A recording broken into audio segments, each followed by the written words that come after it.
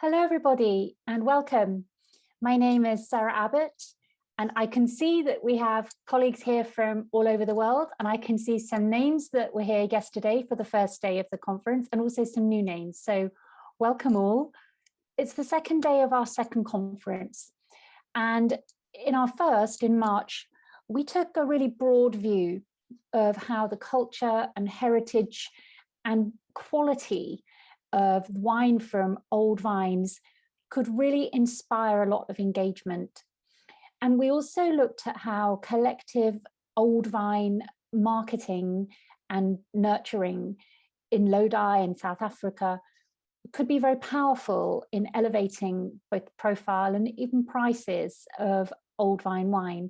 And our overall aim is essentially to create a category, a perception, an idea of the fact that old vine wine is precious and that old vines are precious. And as long as those vines are in the right place and capable of making quality and capable of making a return, then we should not be losing them. This conference looks in more detail about the genetic value of old vines.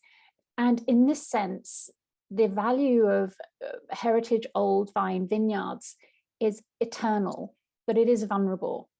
And yesterday we heard from Dylan Grigg in Australia and Laura Catena in Argentina and Bridget Chevalier in the Languedoc.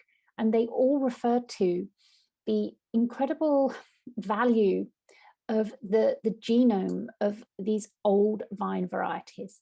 And as Laura Catena says, we cannot afford to lose this information, because whatever happens through the generations of a particular vineyard, it is the carrier of information, of a genome that in its diversity contributes to our resilience and our robustness. So today we're continuing on this theme and in a similar structure where we look at an aspect of heritage, a scientific investigation from a kind of an applied viticultural point of view, and then also a look at how individual growers are really at the heart of maintaining this old vine heritage and why we need to support them. I'm joined by Jane Anson, who's actually one of our regional ambassadors for Bordeaux for the Old Vine Conference. And Jane is going to be our host and will be speaking with all of our guests. And Jane's first interviewee is Nyan Gowda, who is I think Nyan's one of the most interesting winemakers I've ever met. We first met when he helped me out in a project I was involved in Kazakhstan. That's another story. I'm going to hand over now to Jane and Nyan and let them tell you about this amazing project in Bolivia. Thanks so much, Sarah. Thank you for asking me to be hosting this afternoon. And I couldn't be happier that I get to kick off speaking to Nyan.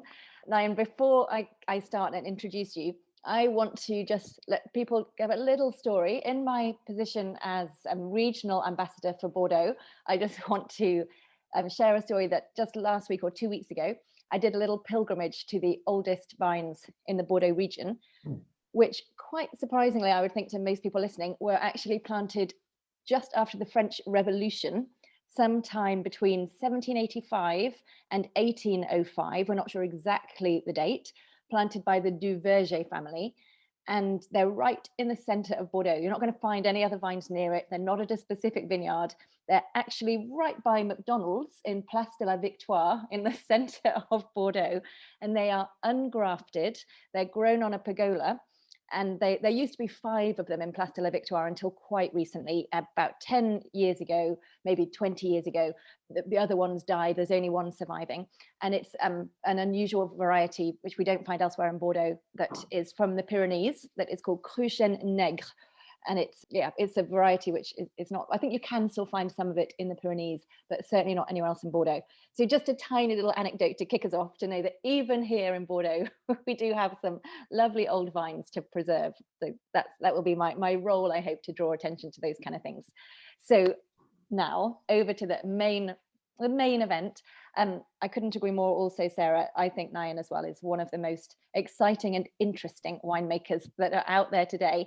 And I think probably many of you watching, or I hope, have been gripped by his Twitter feed over the last year, as we have seen his adventures in Bolivia during lockdown, getting in and out of the country, how he has coped with electricity shortages or having to go into quarantine or not quarantine, etc. It's been a wild ride for all of us, Nyan. Well done for living it. Nyan actually came to winemaking a bit later. I think he was in his mid-30s when you went to Australia to study, English born and raised, but studied for 4 years in Australia.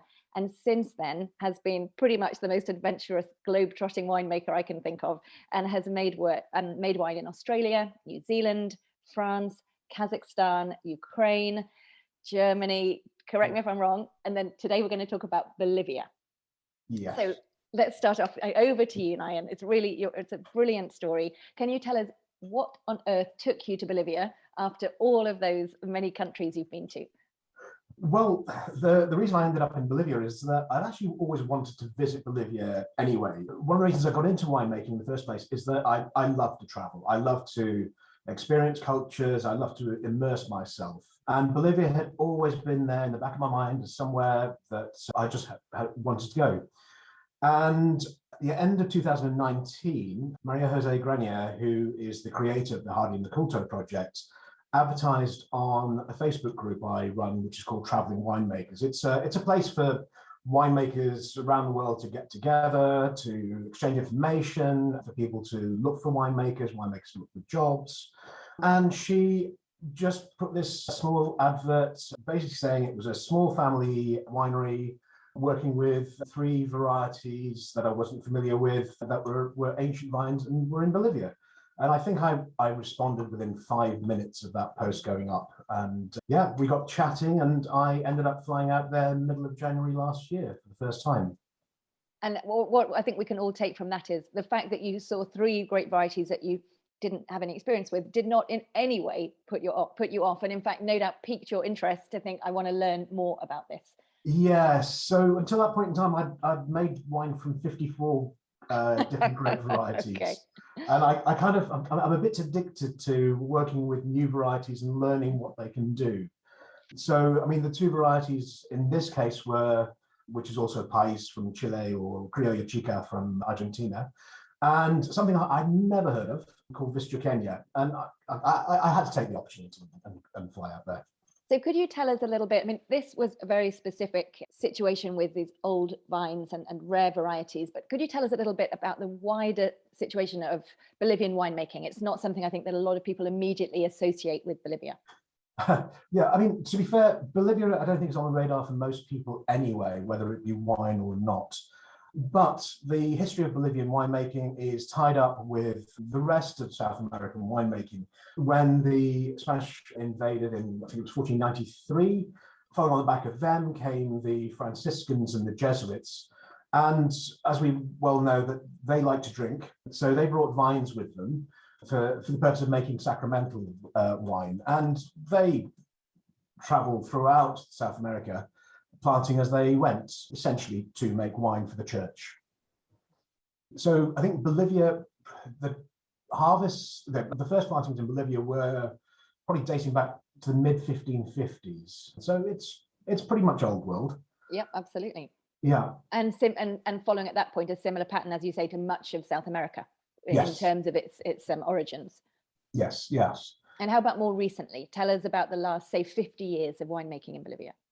So last 50 years of winemaking, I mean, Bolivia in a lot of ways is as much as young as New Zealand is in its commercial winemaking. Even though vines have been growing there from the 1550s, most of it, as I said before, most of it went into either sacramental wine or it was distilled into the Bolivian spirit, which is called Singani. That's a recent story as well. That was also the case in the last couple of decades. Yes. Yeah. So, and it was only really in the late 60s, early 70s that commercial table winemaking was actually started. And in part, one of the companies that did it was Maria Jose's family's company. So her grandfather. Okay. And so this project, her inspiration, what she was trying to achieve with Jardin à Coteau. I mean, it is a very beautiful story. Could you tell us about the origins and what it was that kind of gave the flame of inspiration to her in the beginning? Well, she was introduced to the vineyards in Cinti Valley by a Dutch MW called Kees van Karsten, who was doing some work with the Bolivian government around grapevines and winemaking and commercialization of the table wines of Bolivia. What variety, sorry, are they using for the table wines? For the table wines, it's mostly influenced by Argentina and Uruguay. So there's a lot of Malbec, Tannat, Cabernet, Merlot, and Marselan. Marselan's quite popular as well. Okay. Yeah, so she was introduced to the vineyards by Kees and was just completely blown away by it, which is exactly the same feeling I had when I first visited. And she basically immediately recognized that this was a heritage that needed to be preserved and it needed to be celebrated. And to do that, it needed to become commercially viable. So essentially, wines would have to be produced from those old vines to a good international commercial standard that could stand alone and people would pay a good amount of money for it. Until that point in time, essentially all the grapes from this vineyard had either gone into Singani, in the case of Moscatel, or they'd gone into bulk blends and had just been lost. So we just never saw them at all. And can I ask why was there not, so she put this advert on your Facebook group asking for a winemaker. Is there not the resource locally? Are there not winemakers to the standard that, that she needed for this project? Why did she need to look outside, I guess is my question. I think it's always good to get outside inputs. It's hybridization of ideas, I suppose. I think it's probably the best description. There are some really good winemakers in Bolivia. There's some really good viti people in Bolivia. You can get a little bit in a hole if you just work in one country and one culture. So it's always good to have it. I mean, my opinion is it's always good to have input from the outside. And I asked that question as well because one of the other aspects to this project that I've really enjoyed reading about and hearing about from you directly is the link that you found and that she has found between rescuing the old vines, but also creating an actual wider societal impact and nurturing, wider things that are actually about the humans living there, the people who are working those vines. Could you talk a bit about that, develop that idea of how it's part of a wider culture than simply the old vines? Well, I mean, wine is part of culture. Agriculture is part of culture. Agriculture supports and sustains communities. Wine is part of that. I mean, it is only one part of it. At the end of the day, food is much more important than wine, unfortunately. So, and the region where these vines are grown, which is the Cinti Valley, is one of the poorer areas of actually what is quite a poor country.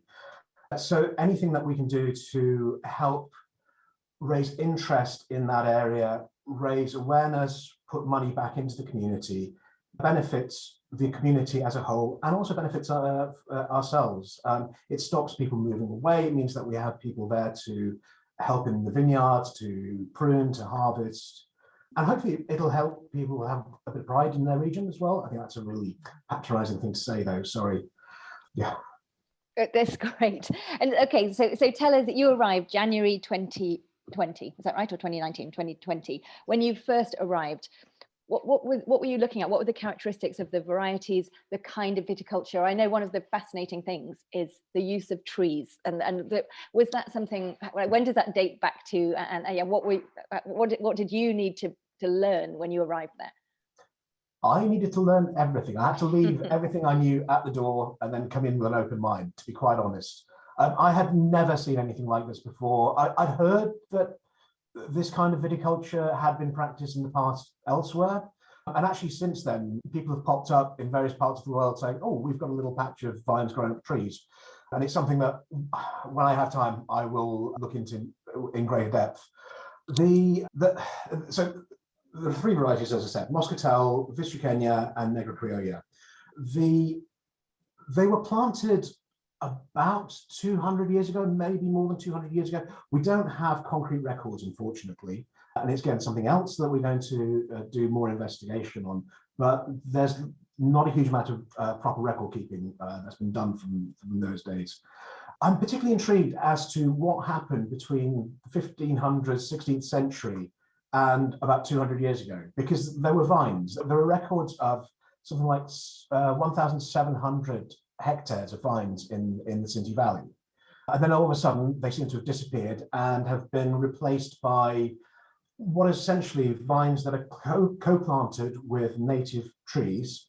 The native trees support the growth of the vines. So yeah, something happened. Were they planted at the same time? Because there must be a question of competition between the vines and the trees. Did they grow up together at the same time? Actually, no. I mean, that is what is said, but we don't actually know, unfortunately. It's another one of those things. I mean, there's so many things about this project that we just don't know about. We are learning all the time as we go on. I mean, it's one of the things that makes it so exciting, to be honest. Yeah, I'm sure. There's quite a bit of agroforestry projects obviously happening in many regions at the moment. And I was just a few days ago at Cheval Blanc, where they're planting trees among the vines here in Bordeaux, where they're actually pulling up individual vines and then putting individual trees in. So now you might find an apricot tree or whatever, various different types of tree among the vines. And something that they're very conscious of is making sure that the vines still are the guys who are in control. They're the boss. So they're planting trees from saplings, and then they will keep cutting them down when they get to a certain height. And the thing that I find so fascinating looking at yours is that's not what's happening at all. These are fully mature, beautiful trees that they look like they're the bosses to me. But have you? How did you work with them both? So both the trees and the vines need to be pruned. The trees are pruned every few years. The vines are pruned annually. One of the reasons the vines have to be pruned annually is that otherwise we won't be able to reach the fruit, because in some of these vines, the fruit is about 6 meters high, which makes it particularly challenging to harvest. Yes, just don't tell my insurance company. I'll be invalidated. Okay, so carry on. So who in a normal life cycle of the vine, so in your from the bud burst into the harvest, what's happening with the kind of symbiosis between tree and vine? Again, it's something we're still trying to work out. What we have noticed is, so just to backtrack a little, there are two native trees that are co-planted with vines. There's something called the moye, which is essentially the Peruvian pink peppercorn, and there's another variety called chanyar. What we have noticed is that the vines planted against the moye seem to have less disease pressure, I suppose, less pest and disease pressure. And if you crush the leaves of the moye and smell them, they have this kind of resinous sappiness to it. It's kind of like it's an aroma of terpenes. And I theorize that it is those terpenes that actually help protect the vine. And are you getting those as characteristics within the wine itself at the end? Is there a transfer of characteristics? Most definitely, yes. So we don't see it. I mean, we see it to a certain extent in San Roque. We took on a new vineyard this year called Moye Pampa, and the clue's in the name. It's a field of moye, essentially, and it's quite marked there. We've taken on a third vineyard this year, which is called Los Monrios, which is quince, and actually the grapes come in smelling of quince from there. It's a wonderful aroma. Is there a feeling that this method of symbiotic growth between the two is helping the vines to last so long? The fact you've got 200-year-old vines, is it because they're being allowed to climb in the way that vines naturally like to do? And do we think that contributes?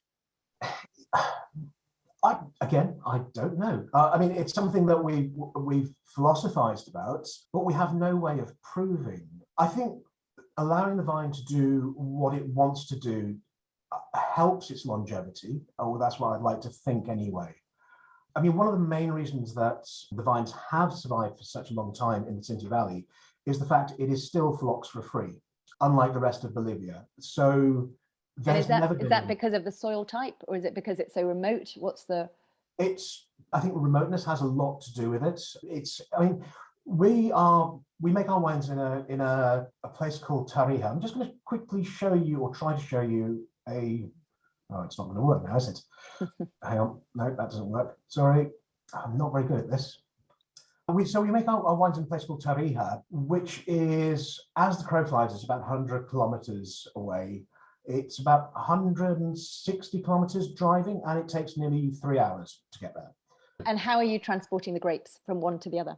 By truck. So we harvest them all up, and we load them on a truck, and then we drive them over. One of the things we do, which I was going to talk about later, is that we're a small operation. We don't have much money. We don't have much in the way of resources. So we don't really have any way of cooling the fruit at all prior to processing. So what we do instead is we get the truck to park up on the Altiplano at a elevation of 3,400 meters overnight. So when the fruit gets harvested at about 25 degrees on one day, it arrives into the winery at about 8 degrees the next. Because it's been naturally cooled down simply by staying up at altitude. Brilliant. Yeah. Lateral, I mean, that is lateral thinking. Yeah, it's one of the key skills of a winemaker, to be quite honest, is lateral thinking. Yep, and you're right. It's true of a winemaker anywhere in any country, but probably particularly true when you're in a remote environment without a huge budget. You have to think on your feet continually. Yes, indeed. Are there other vineyard regions in Bolivia? How does this sit, and this style of winemaking, how does it sit within a wider regional context? Yes, so there are two other major vineyard regions. One which is around Tarija, that has the largest plantings. The table grape plantings from there date back to the 60s with the modernization of winemaking in Bolivia. There's another smaller area around Santa Cruz where it's much hotter and much more tropical in climates. But yeah, the Sintes is where everything started. Okay. And this idea of arboreal viticulture with the use of these trees, is that something that you are seeing? Have you ever seen it before? Or is that really something you've just discovered here? Never seen it in my life. There's an outfit from Chile called Villalobos, and I know that they have vines growing up trees. And I'd heard about one vineyard in Tuscany before, but that was it. Yeah, it's completely new. Fantastic. Or old. Yes, indeed. Okay, so tell us about the viticulture challenges, or what's made easier by them being in that. The pruning, I guess green harvesting, does that come in? Are there any of these traditional things that you do during the year? I'm just trying to think of anything that's easier. I can't, to be quite honest. Everything is more of a challenge because you have to continually work at height. So you need to walk around the vineyard with a ladder. I mean, I have to do it for grape sampling as well, because I have to look at the entire height of the vine to get an idea of the sort of average ripeness of the vineyard. No, there's nothing that's easier. It makes me wonder why I do it. Sounds incredible. And how about the harvest? Not necessarily the method, but the time of harvest. Are they ready to pick at the same time as the same variety or other Bolivian varieties, in terms of if they'd been grown on a normal trellising system? Do you have any feeling of does it make them ripen quicker, slower, that kind of thing? Well, there's nothing to compare it to. So there's nothing in the vineyard. I mean, there's no Negro Criollo grown as a normal trellising, for example, in the vineyards. Yeah. Okay. And there's a little bit of Viticulture grown normally, but not enough to be representative. We don't know. I mean, it's completely heterogeneous, and it's just something we have to embrace. It's, as far as harvest time is concerned, there's a lot of real finger in the air stuff. We literally go around, we look, we taste, we try and do some sampling, but it's a leap of faith, to be quite honest.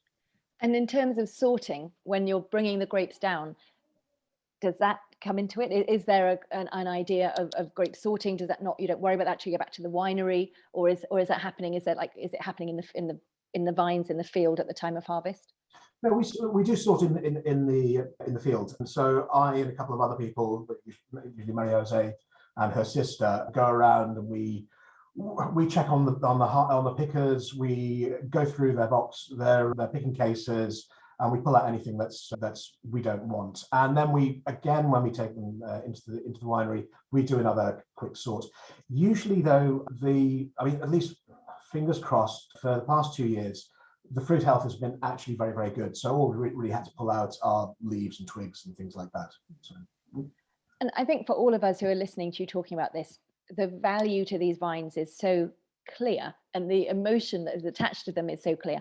How are they thought of? What's the value that is attached to them within the local region?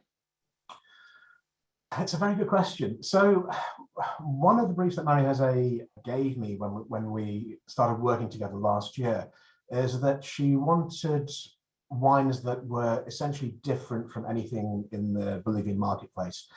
The Bolivian wines tend to be very influenced by Argentina, especially. So the reds tend to be very, very robust, very alcoholic, very dark, and very oaky. Mm-hmm. Whites aren't that popular, generally speaking, in South America. Unfortunately, there's not as much attention put upon them as there should be, because there's some amazing white fruit out there. And rosés, forget about it. It's a category that really just doesn't exist at all. So our wines sort of sit outside the norm of what is usually drunk in Bolivia. And we are also going for a sort of a premium price point. Our ex-seller's price is $15, for example, which really does put us up there. I think the lowest price wines in Bolivia are probably about $1.50, to give it some kind of context. Yeah. And the average spend is probably about $2.50, $3. So that really does put us up there. So was that one of your other, the intentions was for you to help to find a market for these wines overseas? The intention was just for me to come out and help make the wines last year, but Marie-José and I got along so well, and we just realized we had a shared vision for where we wanted Viticulture to go, and the recognition that we wanted to get for the project. And so I'm now trying to help also with looking at export markets. Okay, so I've got a couple of questions coming in. I want to ask a bit more actually about the taste of the wines, but I'm going to just go through a couple of questions we've got coming in. But particularly interesting, we have here from Christina, an excellent question about, have these varieties been DNA tested, or have the names of the varieties been passed down through the families? Right. Because there must be a lot of cross-pollination, you'd think, in the environment that you are in, natural hybrids, etc. So can you tell us about that? So Moscatel is Moscatel. I mean, we know that it is the most widely distributed variety. Moscatel de Alejandría, especially, is the most widely distributed of varieties around the world, and it's the oldest muscat variety of which all other muscats are offspring. That is a given. There's nothing else it can be. The Negra Criolla, I've talked to a few of my friends around South America and in Tenerife, because it originally comes from Spain, as all these varieties do, and it came via Tenerife, where it's called Listan Prieto, and as I said, it's called País in Chile. We've had it DNA tested, and it is definitely the same as País, but it looks absolutely nothing like the País that my friends work with in Chile. Okay, this is great, because Tim Atkin had exactly that question. So fantastic that you are answering that right now. Yeah, so this is the thing. So with the three vineyards we work with, we are seeing a very, very similar morphology of the Negra Criolla amongst those three vineyards. So I mean, the conjecture that essentially there's been some kind of phenological bottleneck at some point in time when these vineyards were planted, so that would be over 200 years ago. That means that the particular clone of Negra Criolla that we have in Cinti Valley is not the same that was popularized in Chile, for example. Mm-hmm. And even the flavors, the characters. I mean, I'm benchmarking País from Chile at the moment, and you can sort of see the resemblance of what we grow, but you can also see so many differences as well. With the third variety, and I know Derek had asked pretty much what the hell was that. It's a variety called Viticulture Challenges. local rumor said it was a crossing between Moscatel and Negra Criolla. Okay, which would make sense. Which would make sense, except it's not. So we also sent samples of that as well, and he categorically said it's not a crossing between the two. He also told us it was Viticulture, which is very nice of him, but we kind of we knew that. So we don't know what it is at all. Okay, wow. Are there further studies ongoing? We don't have the money, I'm afraid. We are a small outfit. We are absolute shoestring. I mean, last year we literally worked with one pump and two hoses and some borrowed tanks. I mean, until the effects of the pandemic lift and we can actually do some proper sales, we are still going to be working on a shoestring budget. Yep. Okay. So can we talk about a little bit about the berry size of those three varieties? Have you talked about what do they look, particularly the one that you don't know exactly what it is? What does it look like? Ooh, leaves, berries, that kind of thing. I've had a few questions about that. We've got a lot of people who are very, very interested in this. How do you compare it? Okay, so Moscatel is Moscatel. Honestly, it looks like Moscatel I've worked with in Australia, for example. The Negra Criolla essentially looks like a very straggly version of Zinfandel, for want of a better description. So it has that uneven ripeness in the bunch, and it literally is just very, very straggly. The Viticulture, quite classic in old vines anyway. I suppose, yes. Yeah. Kenya, I don't know. I mean, I suppose it kind of looks like Merlot. It's sort of darkish berries, quite round, not very tight bunches, but I mean, definitely fuller than Negra Criolla. Mm-hmm. Okay, brilliant. That's unfortunately that's one of the slides I don't have to show you.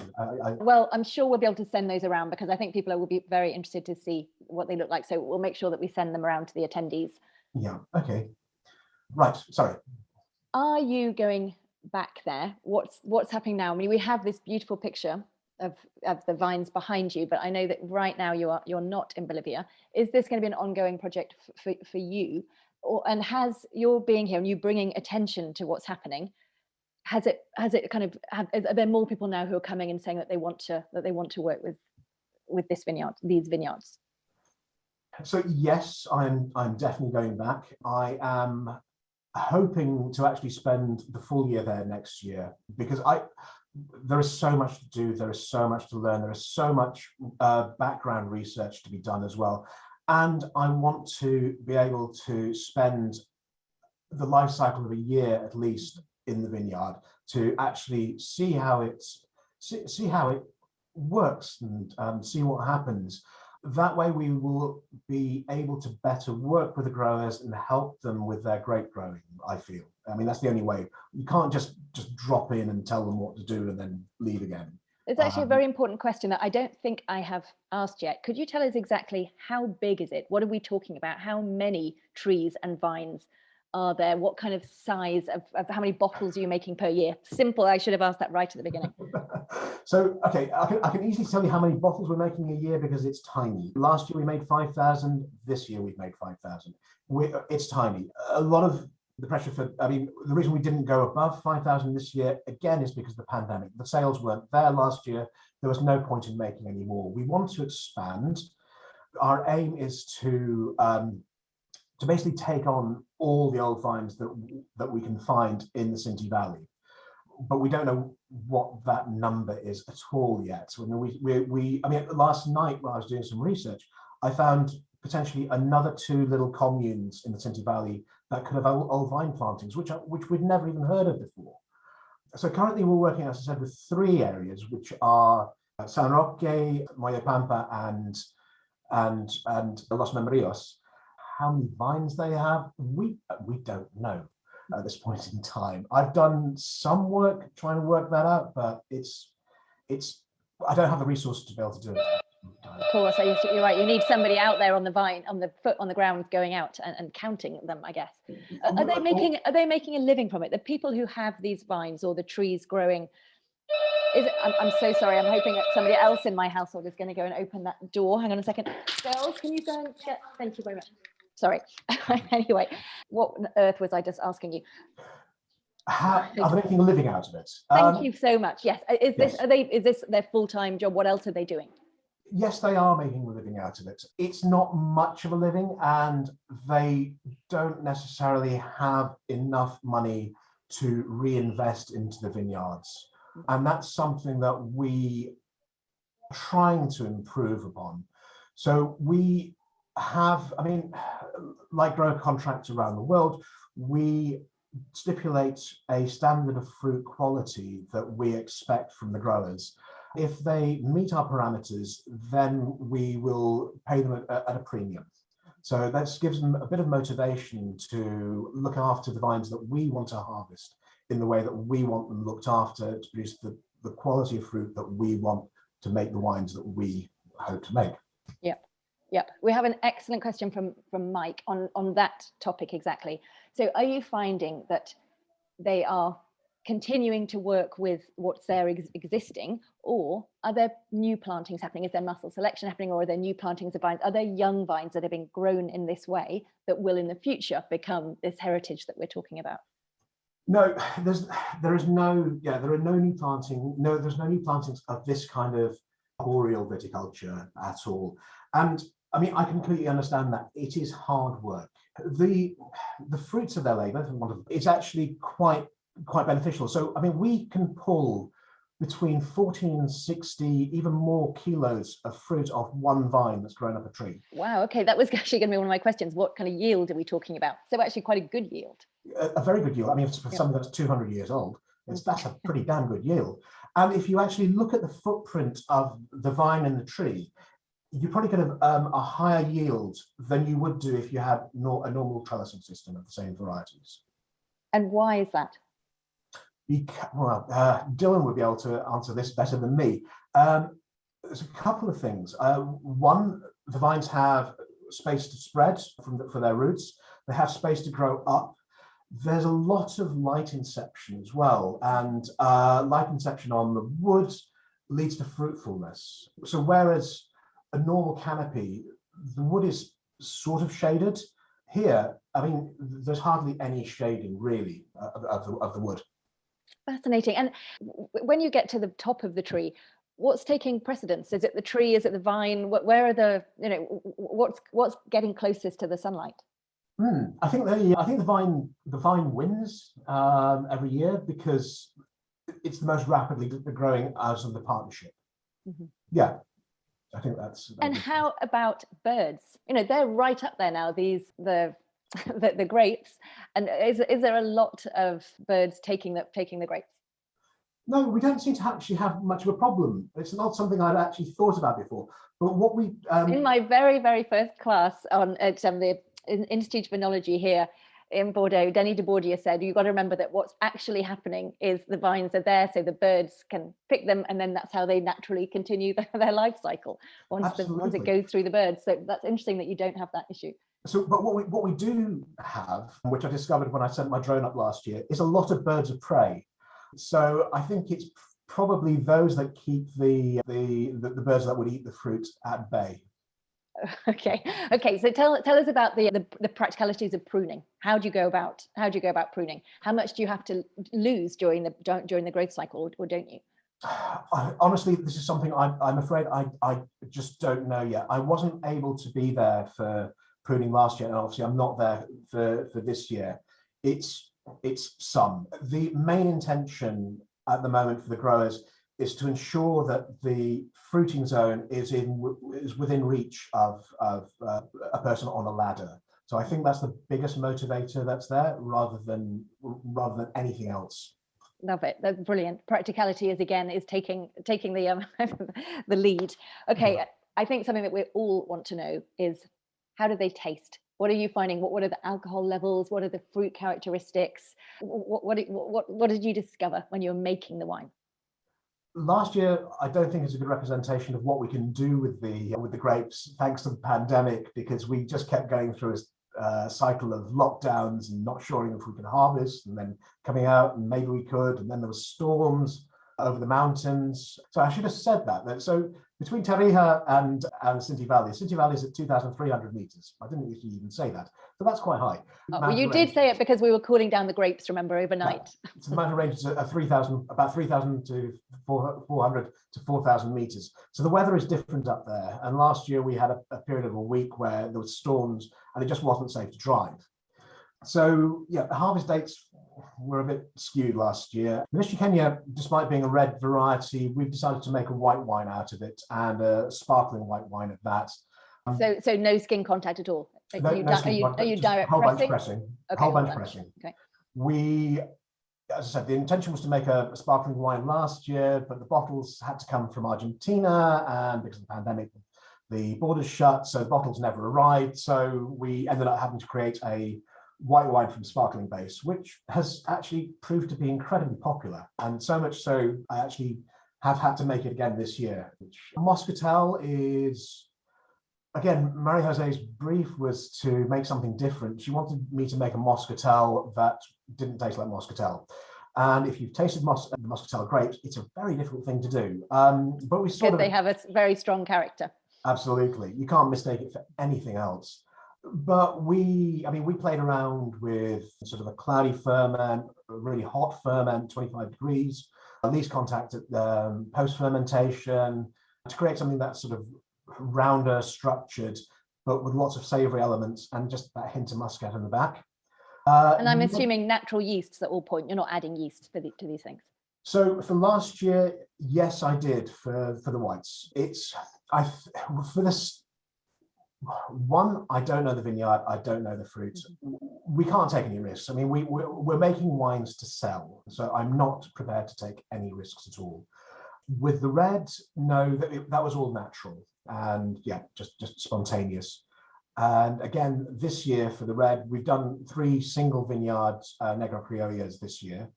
And those have been treated exactly the same way, to 5% whole bunch, 2 punch downs a day, all indigenous flora, yeast. Yeah, so, and for the Negro Criolla, we are going for essentially the Bolivian version of a good Pinot Noir. So something that's got good acidity, good structure, brightness and freshness, and no oak as well. Okay, this is amazing. And I know that you've had some success in selling these in local restaurants in Bolivia. What's been the reaction? Have people responded to this project? And what can we do to help? We're listening. We're all, I'm sure, we all want to go there. But what can we do from where we are to help this project? I mean, the wines have been very well received. As I said, they look like nothing else in the Bolivian marketplace, and so they are good. And I'm not just saying that myself. This is the feedback that we've had. So, I mean, they stand up to the $15 ex-sellers price. I would be very embarrassed if they didn't, quite frankly. I would struggle selling them. How many wines are there in that market at that price? Oh, God, that's a very good question. It's not many. It really isn't many at all. I don't know. I haven't done segmentation analysis. And actually, I guess one other question on the same thing. If those ones at that higher level, are they more oak and international varieties? So I guess what you're doing is something very different. Even at that high level, it's actually the heritage of the country. Yes, absolutely. I mean, it's not something we bang on about, because the wines have to stand up for themselves. Yep. So we're not going on the whole bleeding heart route, is that you've got to support this is Bolivian heritage and yada yada yada. We want the wines to sell on. Not that would be such a terrible thing. Oh no. I mean, it's part of our story, and it's an integral part of Harding Mikulto. We are there to preserve the viticultural heritage of Bolivia, but yeah, we can't just do it.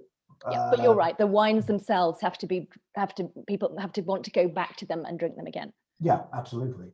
So we have an excellent question from Derek. Actually, Derek, you've been asking lots of great questions. Stainless steel or amphora? And then we have the question is, are there old Spanish amphoras from the past that are available to use or that you are using? So stainless steel for everything. We did bring in a concrete egg this year. That wasn't my choice, it was Maho's. And yeah, so stainless steel for everything. We want neutral fermentation vessels. We are looking at, when we hopefully construct our winery in the next 2 years, we will probably work with concrete. About 50 kilometers south of the vineyard, there's a concrete plant. So there's a kind of idea of utilizing the terroir of the Sinti Valley to create the concrete vats for fermentation. It's a bit tenuous, but it's a good selling point. They do it at Ponte Cane. You can do it. You can definitely do it. I can't believe how quickly this time has gone talking to you. I want to make sure that, Sarah, if you have other questions, that you come in and ask them. But could you just let us know, Nyan, from here, what are the future plans? And can you see this form of heritage wine, well, viticulture particularly, becoming something which, you know, is it going to grow? Are there going to be more people trying this, or do you think this really will remain a treasure that we should be protecting? So where are we going to go next? So the winery was one thing you were saying. A winery. Yes, so the winery is one thing. We've been working out of another winery, which has been wonderful. They've been very supportive, but obviously that has limitations, working out of somebody else's home. We want to look for new vineyards in the region. We have an idea of where they might be, and we think there might be much older plantings as well, even 350-year-old plantings.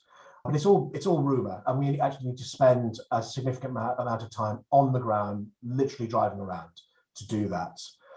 We want to work better with the growers that we have. We want to help them with their viticulture, not just of these ancient vines, but with all of the vines that they grow, because that will help them. That will increase their income. Hopefully, it'll allow them to employ more people as well.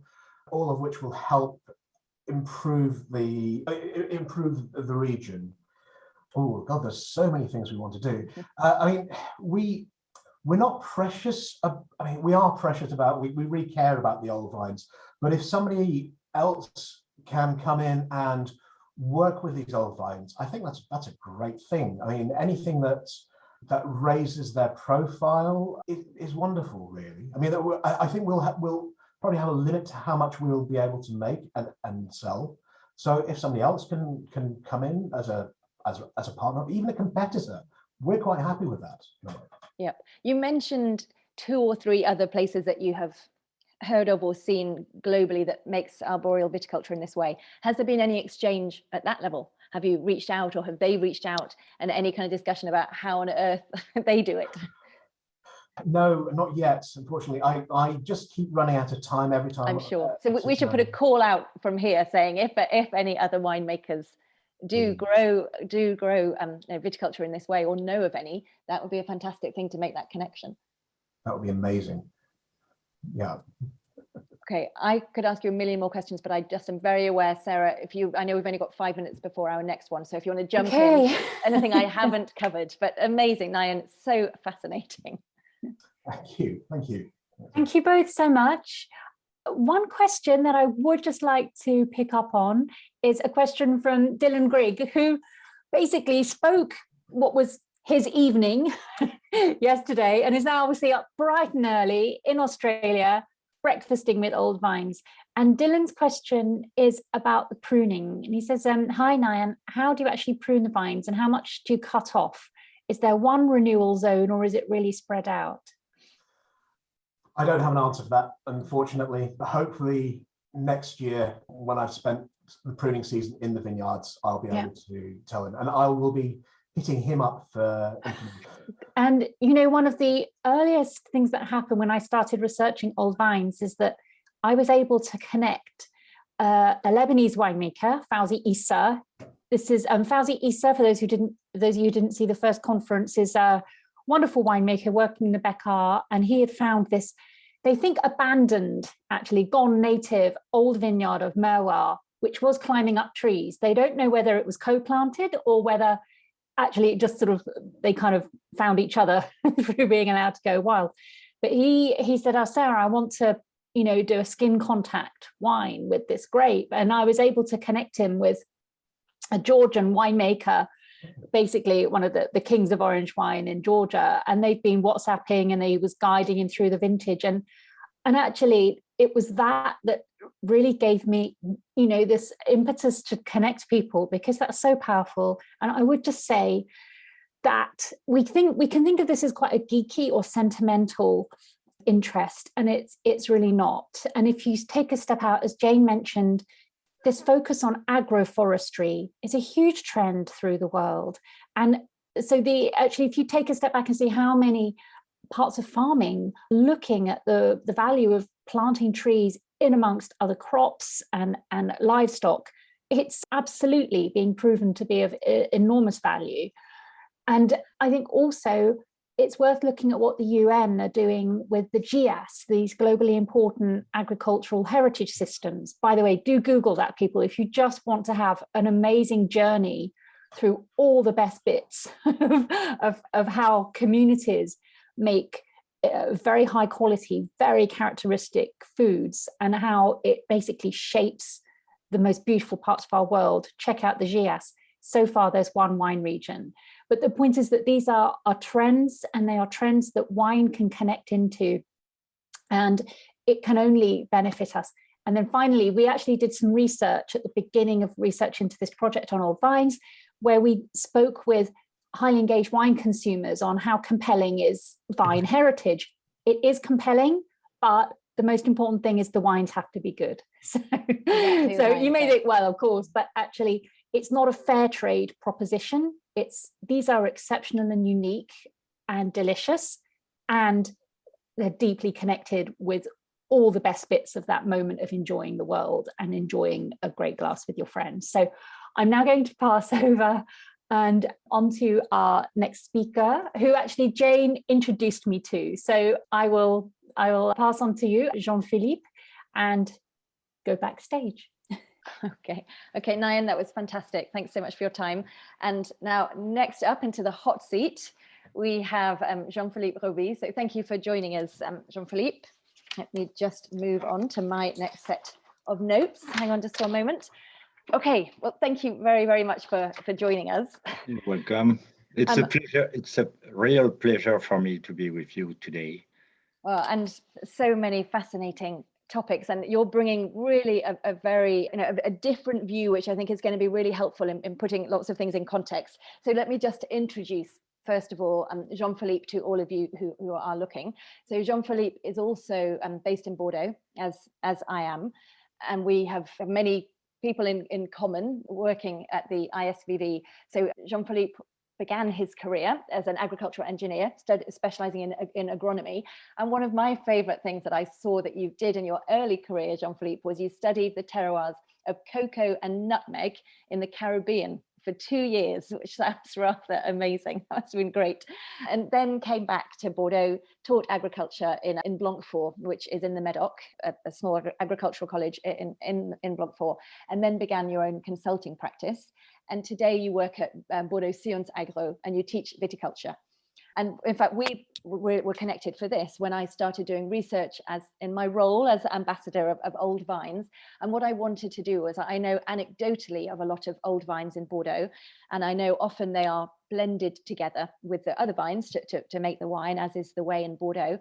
But I wanted to see if there was an existing database of old vines. And so Kees van Leeuwen, who is one of your colleagues, put me in touch with you, because I know it's something that you have been looking into, and you've done a lot of work with individual producers to assess their vineyards and see what's out there. So yes, so I think, yeah, before we go into your yes, presentation, let's just talk a little bit about your work outreach with chateaus here. Okay, so I just want to precise, as we work together with Kees at ISVV, the Scientific Institute of Vineyard and Wine in Bordeaux. And well, I have started my work 30 years ago now. And what I want to say is that we have many old plots of different varieties in Bordeaux, but unfortunately, we have absolutely no database for it. And so we're hoping we can create something perhaps together. I'm definitively convinced that we are able to do it, but we need to do it, because I will say the situation is urgent now. I have provided a paper at OIV Congress 6th of 7 years ago in Mendoza. And I have proposed, in fact, to, at each scale, I mean, at the vineyard scale, the winery scale, or at the region scale, or maybe state scale, to save 5% of the territory, whatever is a territory, it can be a plot or so many plots in a region, in order to save old vines. Why? First, of course, to preserve biodiversity and the huge diversity concerning the different individuals which compose a plot, or which compose a variety, in fact. and I think we need that the vine growers himself start this project by first providing data for the database, the common database on old plots, and also they should get value from this project for their own winery. So this project has started a few years ago, and what's the name of the project? If you could just take us back a little bit to your work and how this has come about with you.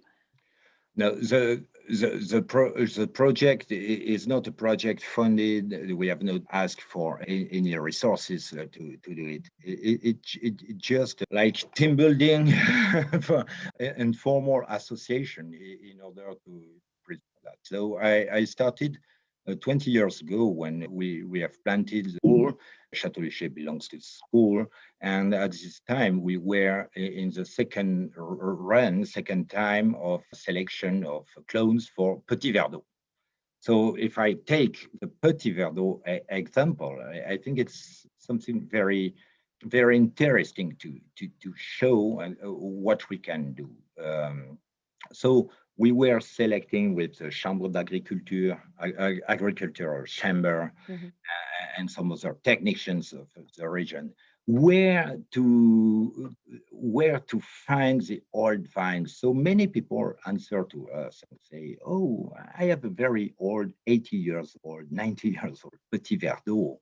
At this time, in the early 90s, nobody used to plant any more Petit Verdot. We used to preserve the old plots, and well, it was really a fight against the manager or the financial manager, or well, deciders. And because of the yield, because of the heterogeneity of the quality of the berries, because of the virus presence in the plot.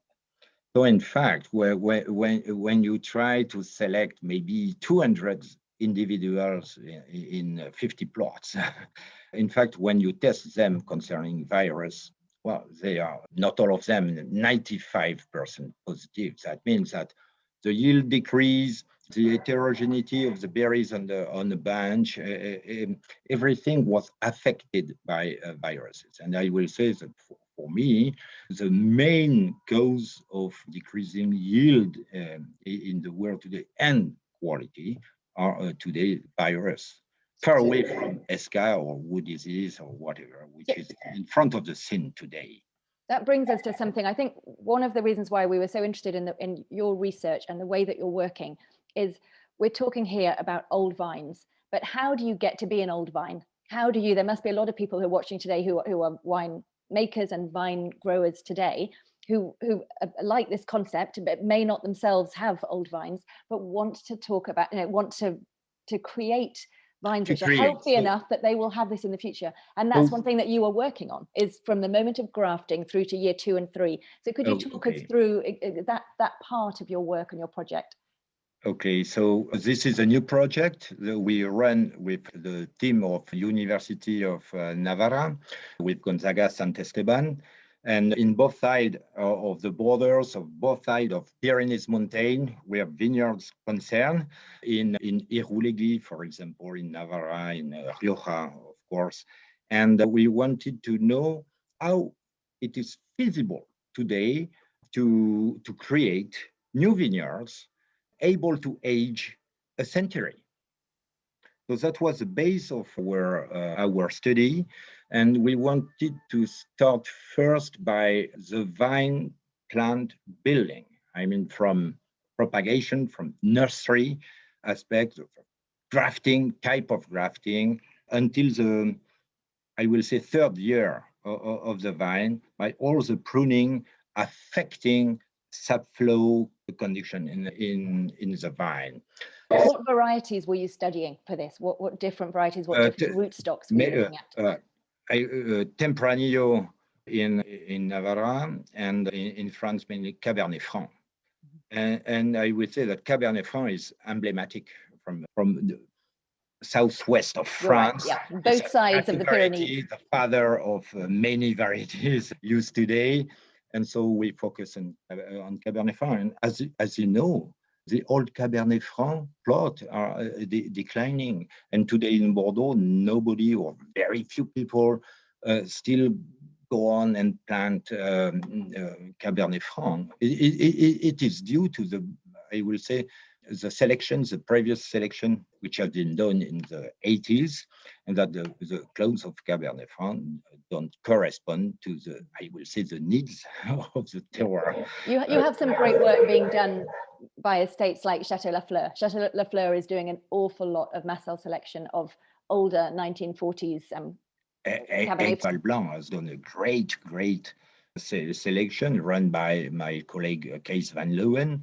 And as you can see now on 50 different clones, individuals, let's say individuals selected in the old plots, you have huge difference of behavior of each individuals.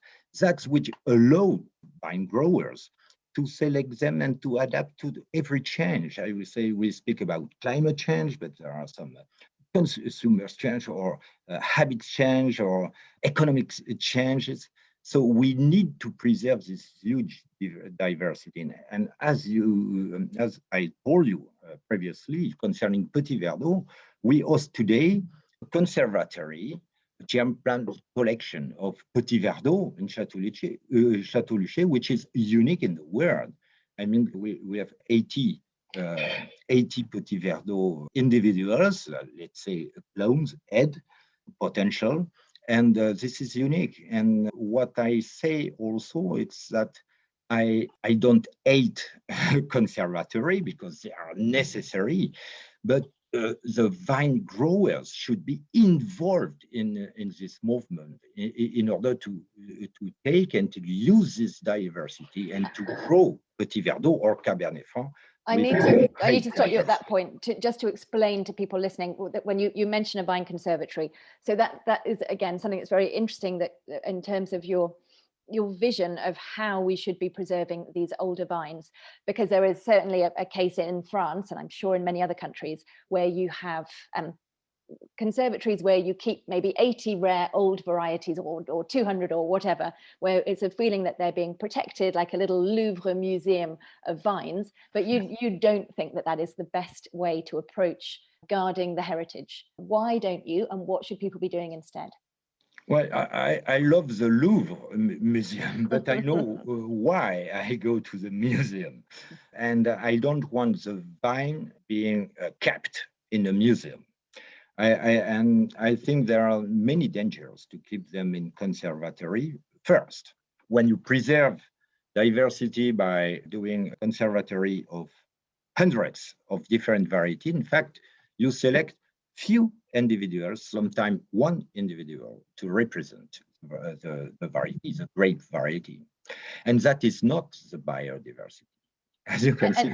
And your feeling is they're doing that simply because there's not the space in the conservatories because they're trying to fit so many different varieties. No fund for that. It's a long-term project. Can you imagine a state or an organization funding a project for 50 years, a century?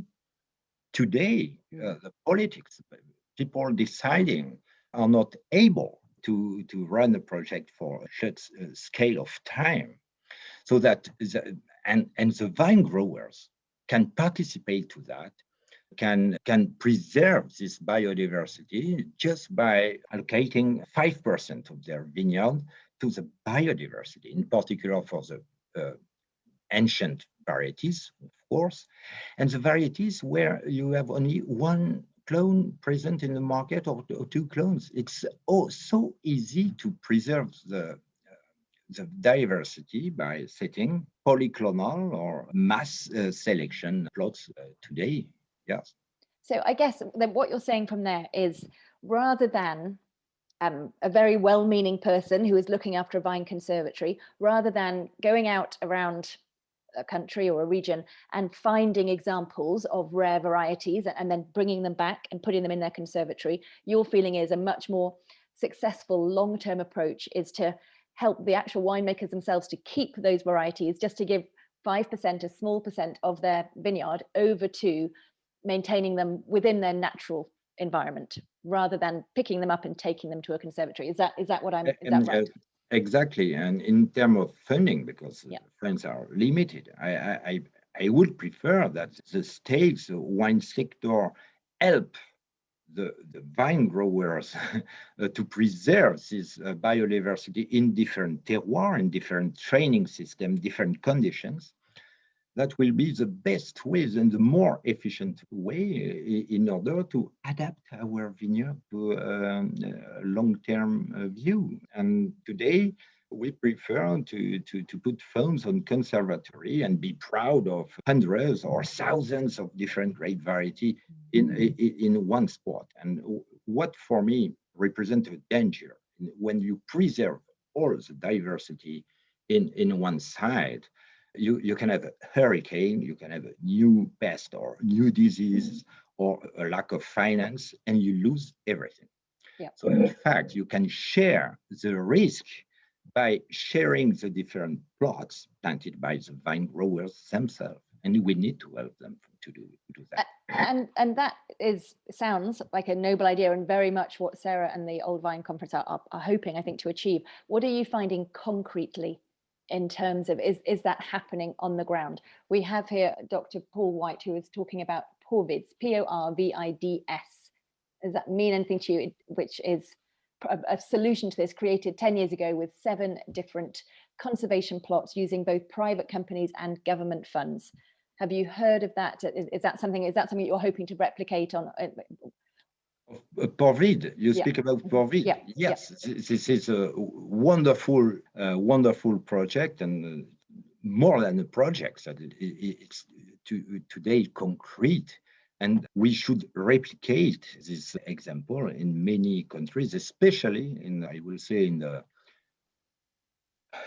Mediterranean region countries where we have preserved high diversity. And I think that Portugal and my colleagues in Portugal showed us the way to preserve the diversity, associating private companies and public funding. And we should have international public funding, and private companies dedicated to wine sector should fund this type of project in any parts, I will say, in the birthplace from Caucasian area. I speak about Armenia, Iran, Georgia, of course, and Mediterranean countries where we have a huge density of diversity. And this is an international task, I would say, to preserve this diversity in order to adapt to any change in the future. Okay, so to go back to the question, so this, we've seen an example of it. Are you seeing movement right now on the ground through the OIV or through even at a smaller level at the ISVV to actually put these things into place? Yes. First, I want to say that I'm really embarrassed when I see on the bottle just a name of a variety. Mm-hmm. When you see a name of the variety in front of the label of the bottle, I'm embarrassed. This is absolutely not biodiversity. This is good for consumers, okay. But I will say the spirit behind is that by producing a single wine from a single variety and putting only the name of the variety on the bottle is something strange when we want to preserve and to provide the consumers diversity and terroir. What would you like to see on the bottle, on the label? Anything else than the variety, and to attract the curiosity of the consumer, that and the step beyond should be, hey, guy, the history of the varieties behind this label is this one that has been selected by old grandfather and so on in order to attract Sauvignon or whatever in the bottles. And so we need to change our mind and to preserve the biodiversity, and also to be proud to produce and show some old varieties from different regions of the world and included in a blend or whatever, but not showing only one single variety. So for me, it's not the best way to preserve diversity. Start with the bottle. I look forward to you listening to our next speaker, who is going to be fantastic, because she has an adopt a vine scheme for old vines, and when you go to look on her website, it's like you're looking at like an adopting a dog in Battersea Dog Same or something, and it really does have the names of the vines and their history behind them, and it's lovely. So I look forward to you seeing that. Okay. If we could go back to, I'd like to get a bit more technical about when the first thing we talked about, which was you looking at from the moment of grafting to year 2 or 3, the things that work. What I'd like to know is, what do people do wrong right now with young vines from the moment of grafting? What are they doing wrong that is not allowing the vines to reach these venerable old ages? And what are you studying that you see is the best practice? And I want to be specific in terms of what types of grafting, the cuts, all that kind of stuff, because I think we've got very high level people listening who I think will like that. Okay. So first of all, we are at the beginning of the project, the POCTEF project, which is Viticulture. And it started with a study we did 5 years ago concerning Cabernet Sauvignon in southwest in Bordeaux area and in the Côte du Rhône Mourvèdre, variety sensitive to ESCA, observing and counting symptoms of ESCA or wood disease on old vines or young vines in different terroirs. And what the results of the study showed that there were a huge difference between the different ages of plots concerning these symptoms. And you know that wood disease and ESCA in particular is shown as one of the main factors to explain declining vine or so the vines don't last as long as they could. Dead vines, yes, yeah. And so what we have observed is that the old variety, the old plots were all the time graft on site. That means that the vine growers used to plant first the rootstock, and second year, and then they were grafting in the vineyard. Grafting on the field. So it's another technique. And what what years are we talking about? When was this happening primarily? 1970s.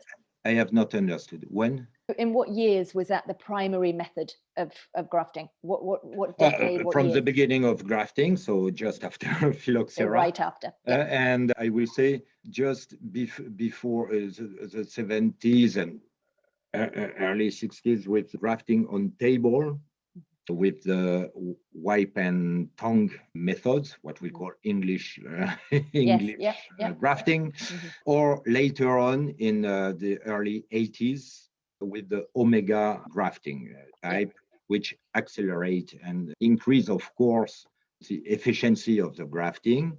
At the expense, perhaps, of the health. Maybe. And but for me, this is normal, and I don't produce any critics on it, just an observation. Old vines graft on site were much less affected than young vines or 20 years plot or 30 years plot grafted on wipe and tongue graft or omega graft. But we need to be careful, in fact, because the age of the plot was different also, and the expression of symptoms depends on the age of the vine.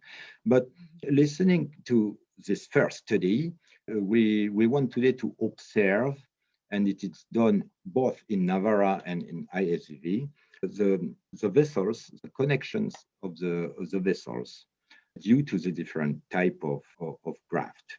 And we will provide in 22 some nice image and or many different factors observed in order to show the difference in the building of the first beginning of the building of the young vines. And in another hand, what we want to go and to run is to observe the first step of the young vines when it is planted in the vineyard. And what we do is Sorry, you mean when it's planted in the vineyard after grafting? This is when the grafting after growers. Yeah, yeah. And it's not rare to see many cuts with shears and affecting the sap flow with dry cones inside the wood at the first beginning of the building of the trunk. And as you know, the original vine can lead to 30 meters of altitude in one way, vertical. And when, as we just saw with our first talk with Nayan and the arboreal viticulture. Exactly. And what we do first is to cut, to prune, to do some wounds in the sap flow at the first beginning of the life of the vine. And so we observe the effects of the different cuts on the young vines. One is severe pruning, could be the vine grower pruning, traditional pruning, or some more respectuous pruning of the young vines. And we should provide papers and communication, scientific communication on it in 22 and 23. But it's a wonderful project because it can provide some answers to the question, how do we do right now in order to plant a vineyard for a century in order to be harvested in the 22nd century?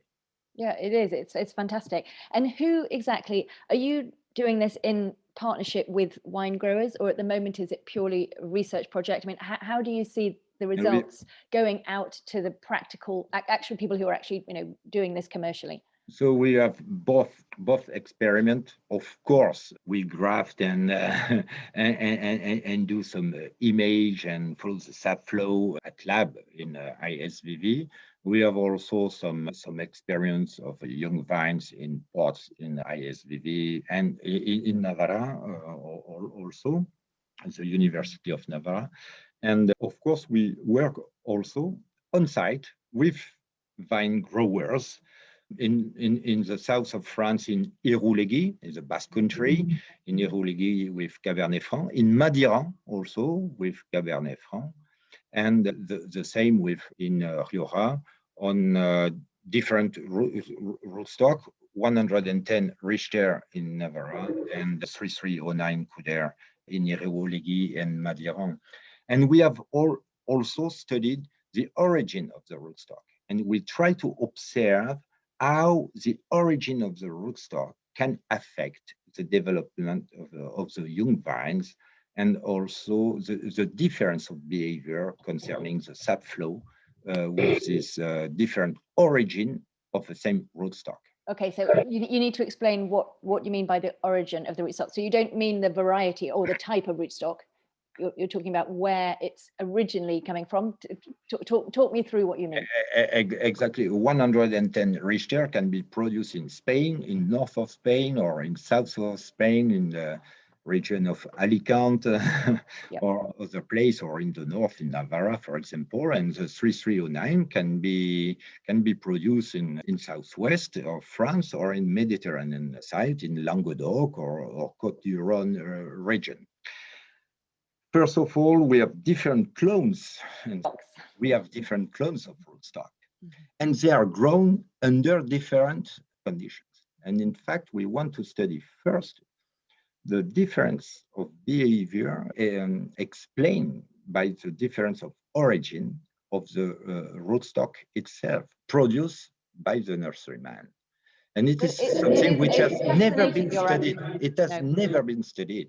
No, We have fascinating studied topic. the variety, the origin of variety, never the rootstock. And so we have no answer. I am very frank. We have today no answer to that question. But I think we are the first to study this parameter. It can be interesting for well, the rest. Absolutely. So I mean, you might find that certain terroir, that certain types of rootstock grow better and therefore are more robust and therefore able to help the vines last longer after grafting if they come from certain areas. That is fascinating.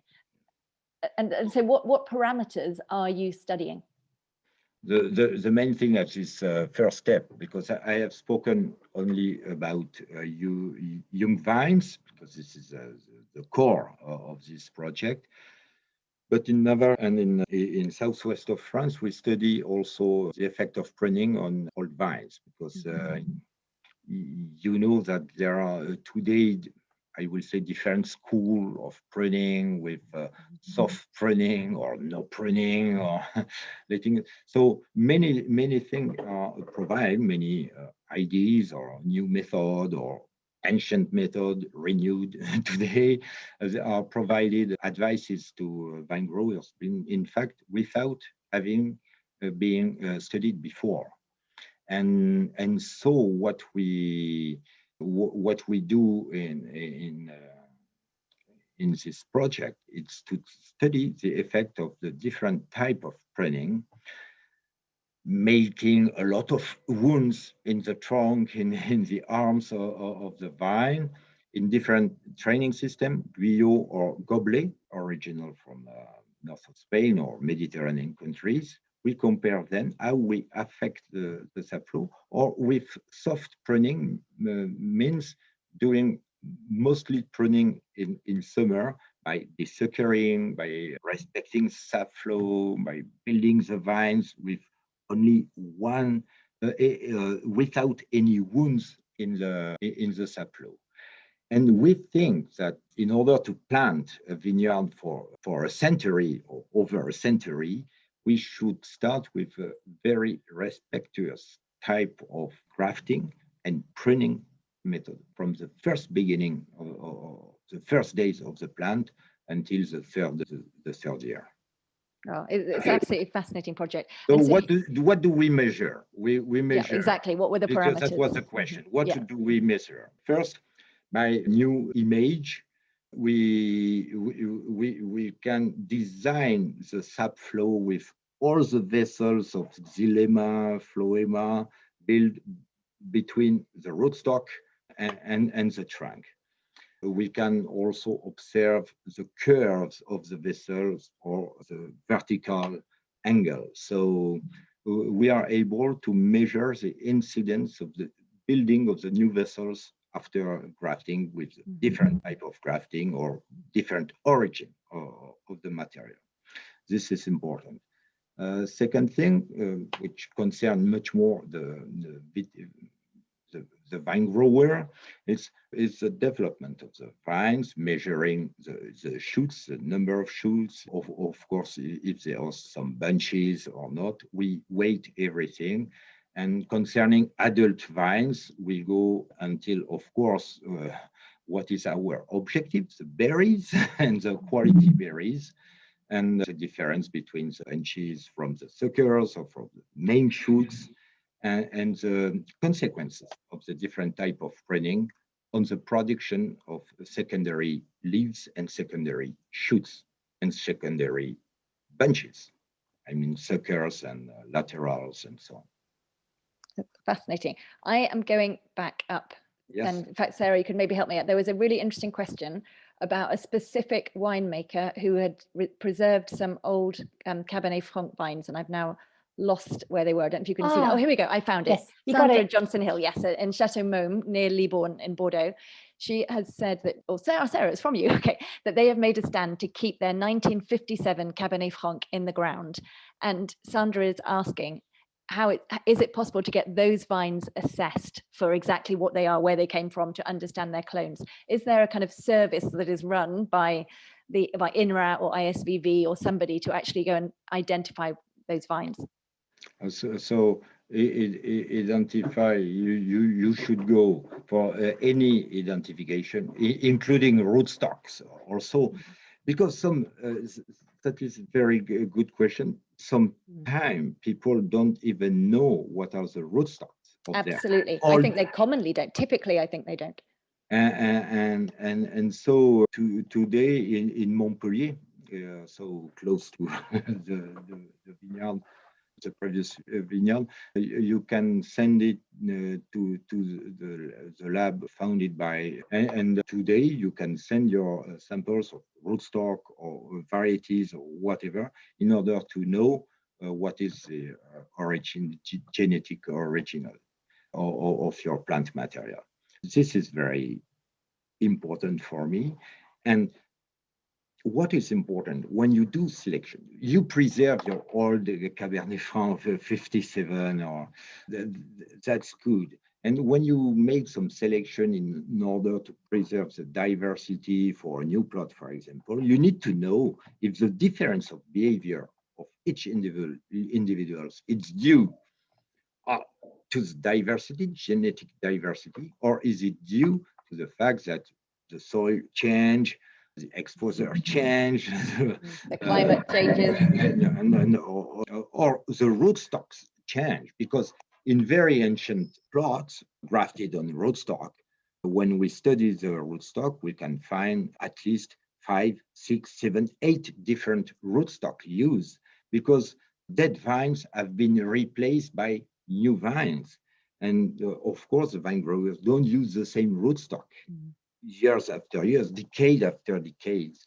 So sometimes what we can think that it is due to the diversity of the individuals of a variety just come from the fact that they are not grafted on the same rootstock. Right. So what you're saying is it's a very important point. You're saying you only get half of the picture. If you're purely looking at what's happening above ground, you need to go and see the rootstock, put the two together, and see what all the factors which can explain the difference of behavior. Yeah. And can you tell me, are you also looking at ungrafted vines against grafted? Are you tracking the difference that makes in terms of longevity? I'm interested in it, but I'm not involved in a project concerning unrooted vines. What I can say is that in Bordeaux, in France, some vine growers start to plant unrooted varieties on vines. I consider that it is quite risky when you have quite clay soil with silty soil and so on. I will say that if you observe the history of the vineyard and the shock of phylloxera, you can see that the ancient vineyard on sand, on very sandy and gravelly soils, have been preserved from the phylloxera. But all the other plots have been affected by, remember, 75 to 80% of the European vineyard affected. So I will say it is interesting. It is interesting.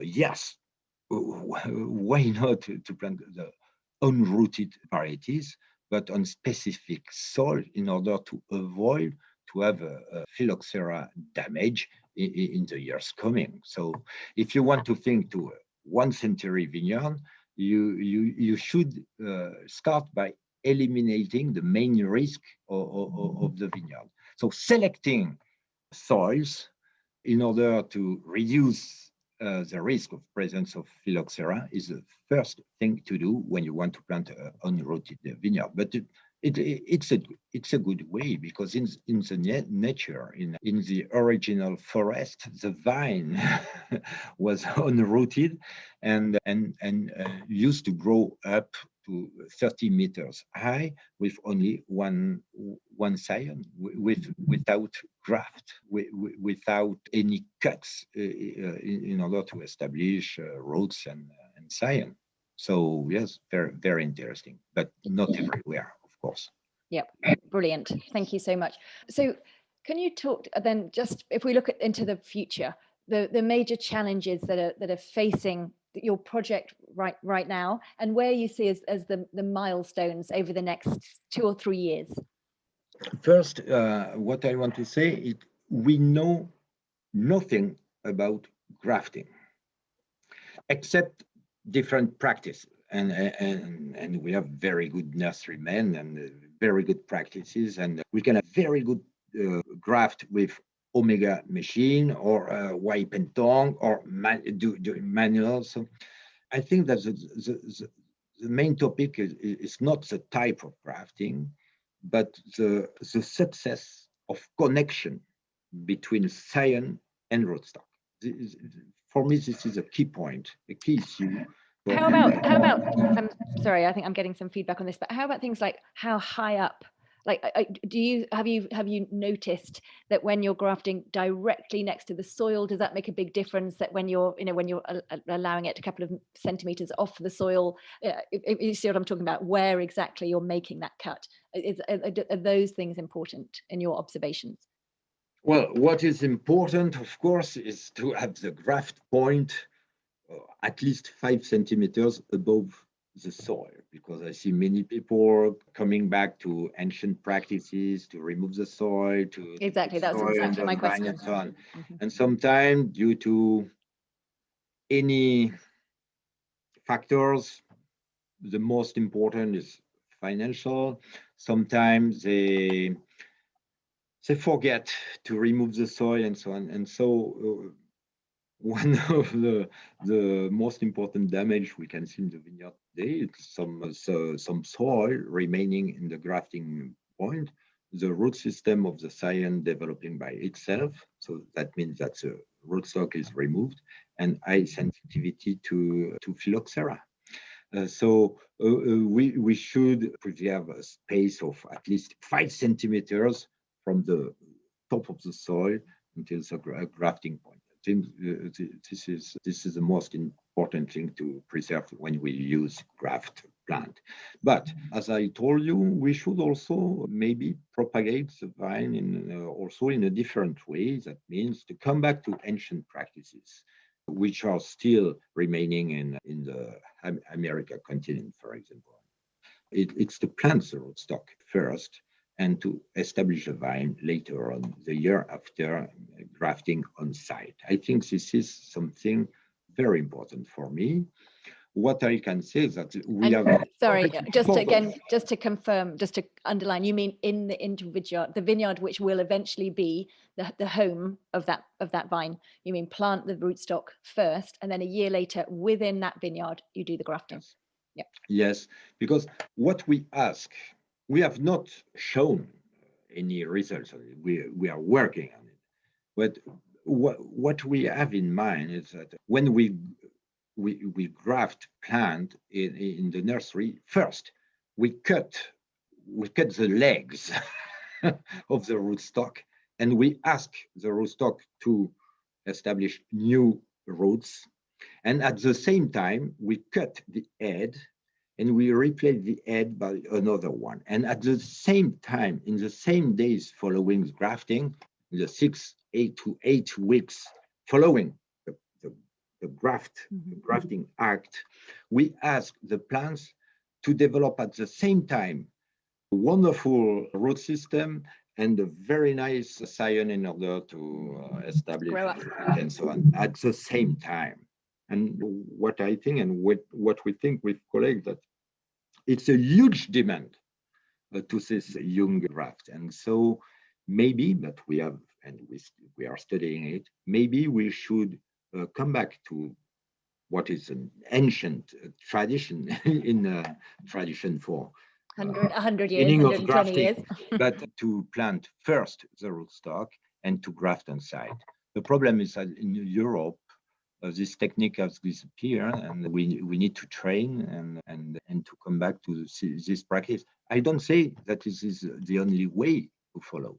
I just say that we should implement it maybe for some plots in a vineyard in order to get some some plots to study and to experiment and to compare with other practices. It's brilliant. You're bringing so much to what we're talking about here, because you're bringing in the whole other practical aspect of how people can work to create these heritage vineyards for the future. And I think it's so important to have those two things, not just how can we protect what's out there, but how can we be sure that we're creating the right conditions to grow. It's brilliant. So I really thank you for sharing it.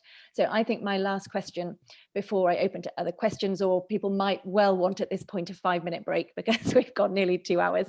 But my question is, the other thing that you've talked about is this idea that everybody should be thinking, try and preserve 5% of your region surface area for with traditional varieties or biodiversity or whatever. Could you just tell us again practically, how are you seeing that being taken up? So you have talked about it, you've said this is important. Are you seeing that translating to the big viticultural associations agreeing with you and trying to help get that message across to their winemakers? Yes, but it comes today because it comes step by step, because people just understand that, for example, with Cabernet Franc, you spoke about Cabernet Franc example in Bordeaux. We have seen the Cabernet Franc declining years after years. It has not disappeared, fortunately. But today we see that people are replanting some new plots of Cabernet Franc, and mainly with mass selection, because the clones selected by the region of mainly Loire region don't correspond to the objective of the vine growers today. So when you are in a situation where you cannot follow on with the classic system, means selecting clones and planting clones, you need to put energy on looking for a new selection from mass selection, looking for ancient plant and taking this diversity and asking a nurseryman just to do the graft for you and plant it for you. So I see this movement has started, I will say, 15 years ago, and now we are in the good way. But I will say this is the vine grower it's himself project. Yeah. Yes. and not institutes or state or region. And for me, we should have both of them at the same time. That's brilliant. Absolutely fantastic. Okay. I guess if people want to find out more about what you're doing, about this research, how can they follow it over the next couple of years? Where should they go to? What resources do they have to follow your research? So they should write Vites Qualitas on a website, Vites Qualitas project, and you have many information provided by the project concerning all the studies. We provide some presentation of the first results of two congress, physiology in South Africa this summer. We will have papers and presentation in Terroir Congress next year in Bordeaux in July 22. On Vites Qualitas, you will have the first picture and the first result and the experience. Thank you. Perfect. Well, we'll share that with everybody as well. Of course, you can ask me if necessary, or contact us and Esteban, or. Fantastic. Thank you. We are 12 persons running this project together. From how many different countries? 2 countries. From Spain and France. And Spain. Yep. Yes. Okay. Well, you've been incredible. Sarah, do you have any other questions that you would like to add to what we've been discussing here? It was a brilliant discussion, and one I really was paying so much attention to as you were talking. So I do, well, goodness me, that was so much information. It was brilliant. Thank you. And Jane, masterful steering through a very intense and technical but understandable presentation. So thank you both. I've got a question from Julia Harding, MW, who pointed out that yesterday when we saw the presentation from Dylan, those old vines all had a lot of space because of low planting density.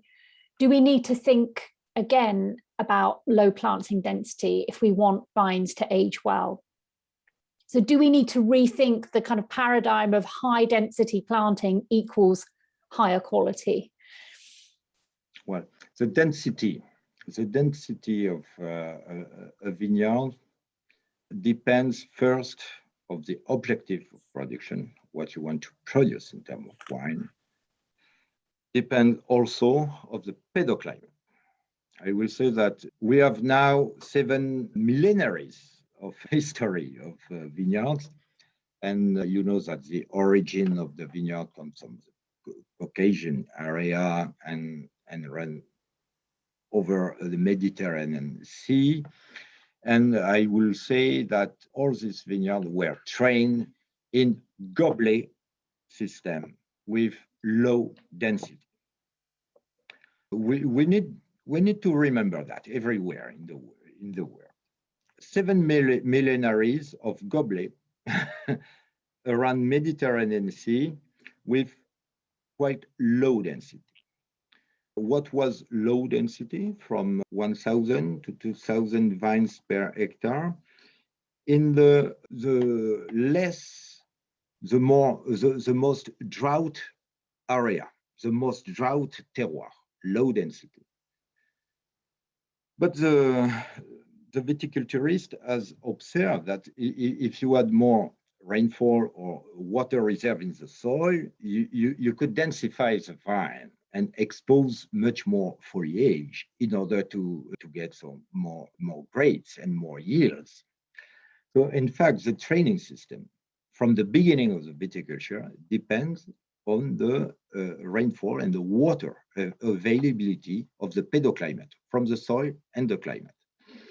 So I will say, of course, in Mediterranean context, if you want to maintain a balance between fruit and leaves, you need to take into account this water availability. And of course, if you have a water constraint, severe water constraint, you cannot expose so much foliage. And the vine will balance itself and go years after years, adapting its development to the water conditions, I will say. So what we have done, and mainly in Mediterranean climate countries, they say, oh, we replace the terroir, we replace the nature by watering in order to develop much more leaves, in order to get more yield. And that is normal. I mean, that is logical in our production system. But today, yes, I deeply think that in order to maintain this balance of the vine, we should come back maybe in dry conditions to low density, to low foliage vineyards, in order to produce quality grapes, balanced without any irrigation. Of course, that means that the consumers need to pay much more for these specific wines, far away from more industrial wines irrigated today. Yes. I think that's a really interesting question, Sarah and Julia, and it's something that I'm hearing more and more. You know, living in Bordeaux, where 10,000 vines per hectare is seen as the mark of quality, certainly on the left bank, and I'm hearing just the fact that I'm hearing discussions about it more and more because of the more regular dry summers that we're getting, and people are starting to have those conversations of, is it the most sensible thing? So it's great that just that question's being brought up. But I think that you can find some very balanced vineyards and old vineyard terroir, because we have rainfall. At least in the driest season in July or August, you have a minimum of 40 millimeters of water due to the presence of ocean. It maintains a water constraint, but we never stress. No, but those things used to not even be questioned, and I hear them being questioned. And Napa as well, where there's a lot of 10,000 vines per hectare, because a lot of the planting was based on what was seen in Bordeaux. And there's definitely conversations now of there are other ways potentially to approach it. Yeah. And so there are no minimal density, no maximum density between 2,000 and 10,000. In fact, what we need to take into account is the terroir, the pedoclimate, in order to choose the good training system, which provides the natural balance of the vine in order to provide good quality of grapes and high longevity, a century life. Well, there couldn't be a better place to finish that hour on. Honestly, you've been so instructive. Thank you, Jean-Philippe, for sharing that with us. It's been amazing. But sorry, Sarah, over to you if you have any other final remarks on that. Thank you. Well, let's keep in touch. I know that there will be, I'm sure, many more questions that people would like to send you, but we will send a follow-up email to all the recipients with links to your research. I've put the link to Viticulture in the chat as well. I can provide you the links also with the social network for Viticulture, for example, and my colleagues in Spain. It is very instructive, I think. Yes. Jean-Philippe, thank you so much. You're welcome. Here you can see how Old Vine Heritage is a way of cracking open the very latest thinking in current nursery practice, in current and very pragmatic applied viticulture. So thank you. And fantastic. Jane, thank you for the introduction and also for your amazing introduction and management of the interview. Jane, do you need a cup of tea or are you okay? That's so sweet of you. I'm hoping that Katie will be gentle with me. Maybe I will just go and get one. Maybe a glass of wine. Yeah, it's nearly time. That's true. Thank you. True. Thank Goodbye. you. Thank you. You're brilliant, Jean-Philippe. Thank you. I'm fine. Do you know what I might do? I might just go and replace my water glass. So let me just be 1 second and I will be back. Okay. Just while we're waiting for Jane to come back, I'd just like to mention that something that really struck me when I started researching old vines is how they also cracked open this sense of our footprint. And in every other part of agriculture and food production, there is scrutiny of the resources that we use, the way that we consume those resources and how we put them back. And I think that scrutiny is coming for wine. And I think the reason that Old Vine Heritage is so relevant for that is that good old vineyards have got that way because you've got the right variety in the right place, cultivated by people who have deep kind of local wisdom of those conditions. And lots of these vineyards that we now call old were established at a time when they didn't have, as what Dylan Grigg referred to as kind of props.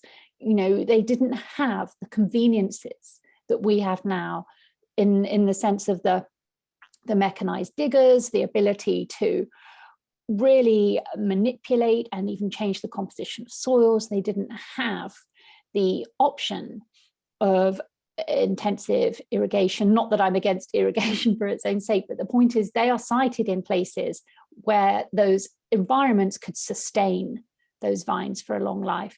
And I think this is why old vines and old vineyards are so useful for our future.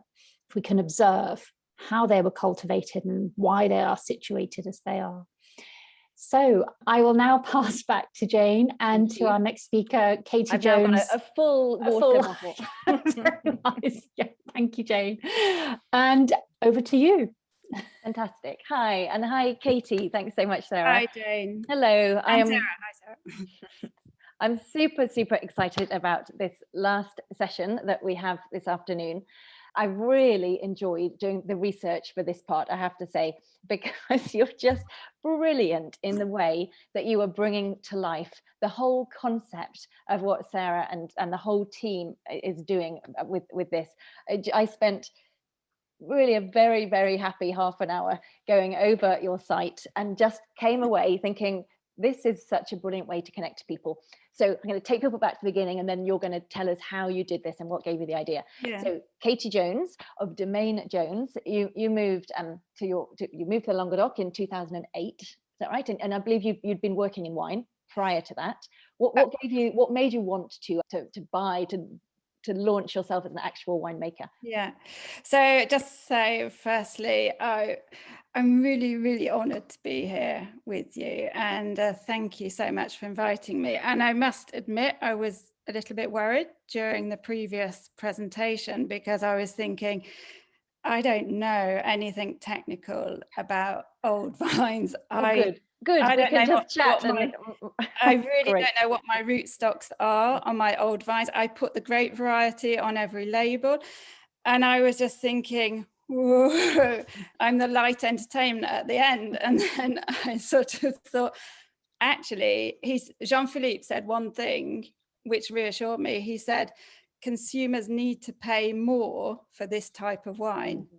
And for me, that's basically explains, or hopefully that's why I'm here in a way. And consumers will only do that when they realize the stories behind it and the emotional connection with them. And that's what I think you do just so brilliantly. I really do.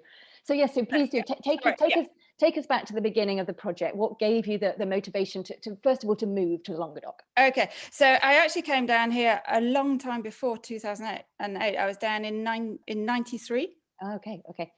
So I've been here over 25 years now. I did have a little presentation. I don't know, it was just really to show people. Yeah, no, great. Let's have a presentation. I don't know, I think Madeline's got it. It was just the first slide, which really shows the second slide, and just the map, just to sort of put it into context for people of where I'm actually talking to you from and where my vineyards are, which is the second slide. I think sometimes I'm not in control, I'm afraid. Delay. No, I'm not. I'm definitely not. I can see the slide on my screen, but okay. Sometimes there's a bit of a time delay, I think. But basically, yeah, what am I doing down here? Somebody from Leicestershire originally, and I actually started working in the wine trade for a wonderful man. So just a slide before that, called Thierry Caban, the one before. Yeah, that's it. Called Thierry Caban, and I started at a company called Thierry's based in Romsey. And that's really where I got the wine bug, and I did my WSET certificate. And then I just always wanted to be French. I love France. And I was offered a job right down in a little tiny village called Touchon, which is right down here on the map, which is in the Languedoc-Roussillon. So I'm basically on the border of Languedoc-Roussillon, but in the Languedoc. And what was that job at the time? So at the time, that job was to work at the local village cooperative in the village of Touchon. So I came down to work there mainly as sales and then the marketing director in a tiny local cooperative who were producing Fitu at the time.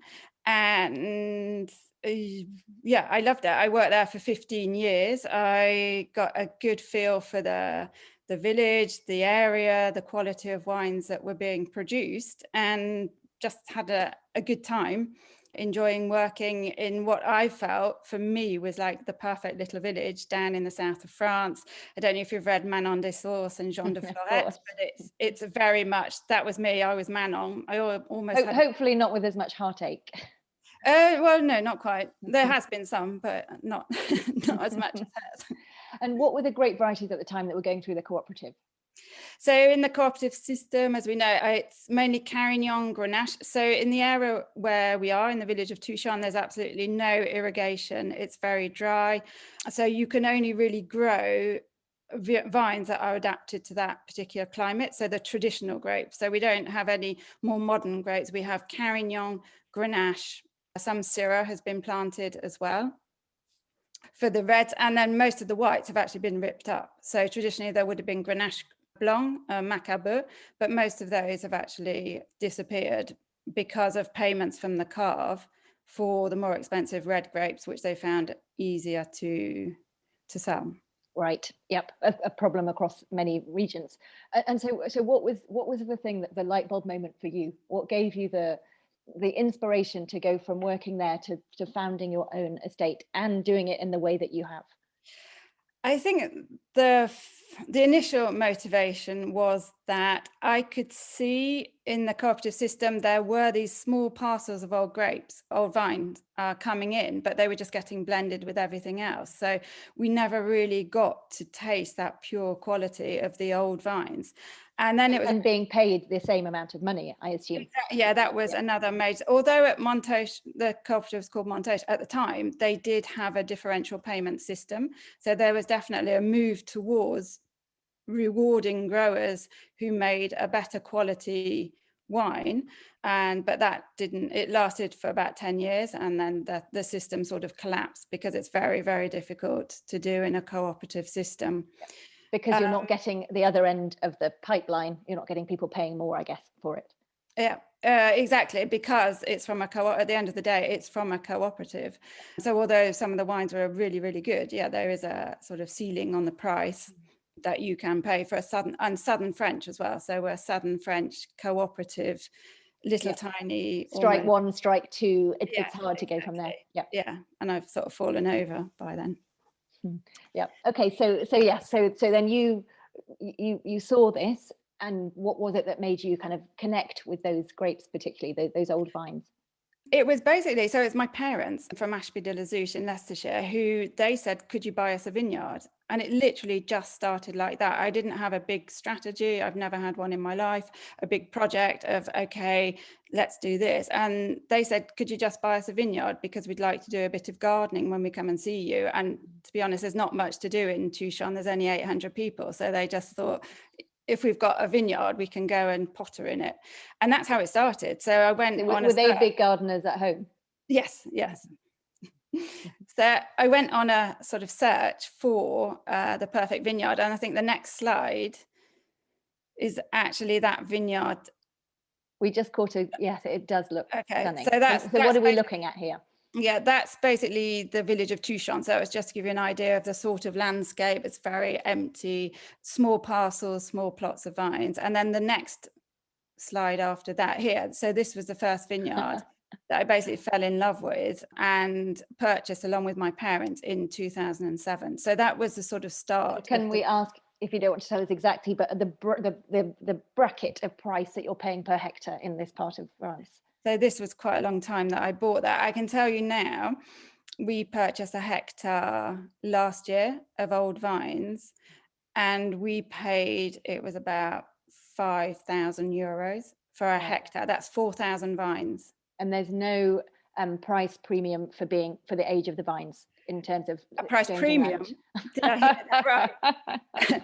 We pay for old vines. We pay about 75% less than new vines. Okay. Oh, brilliant. Thank you. I'm so glad I asked that question. And one of the things that I loved that you say on your site was the sites are too small, too remote, and too much like hard work for basically anybody else to want them except for you. It's exactly it.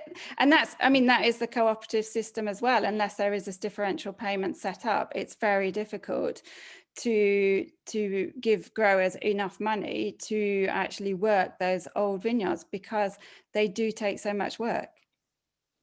Yep. Okay, so right from the start then you found this, you now have 12 hectares. How many hectares did you buy at this first point? So to begin with, I just bought 2.5. So for me, that was actually my biggest vineyard that I had and that I still have. So 2.5 hectares. So I have now like 14 tiny plots that cover the 12 hectares. So this one of 2.5 was quite big, but that's what I started with.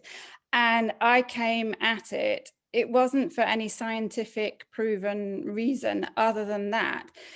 It had a great selection of different vines in there. I had Carignan, I had Grenache, I had Muscat, and I had Grenache Gris, all in the same plot. And for me, I just thought, wow, this is fascinating. As a field blend. I mean, there was no... They were in their different blocks, okay, but in the same area and the same parcel.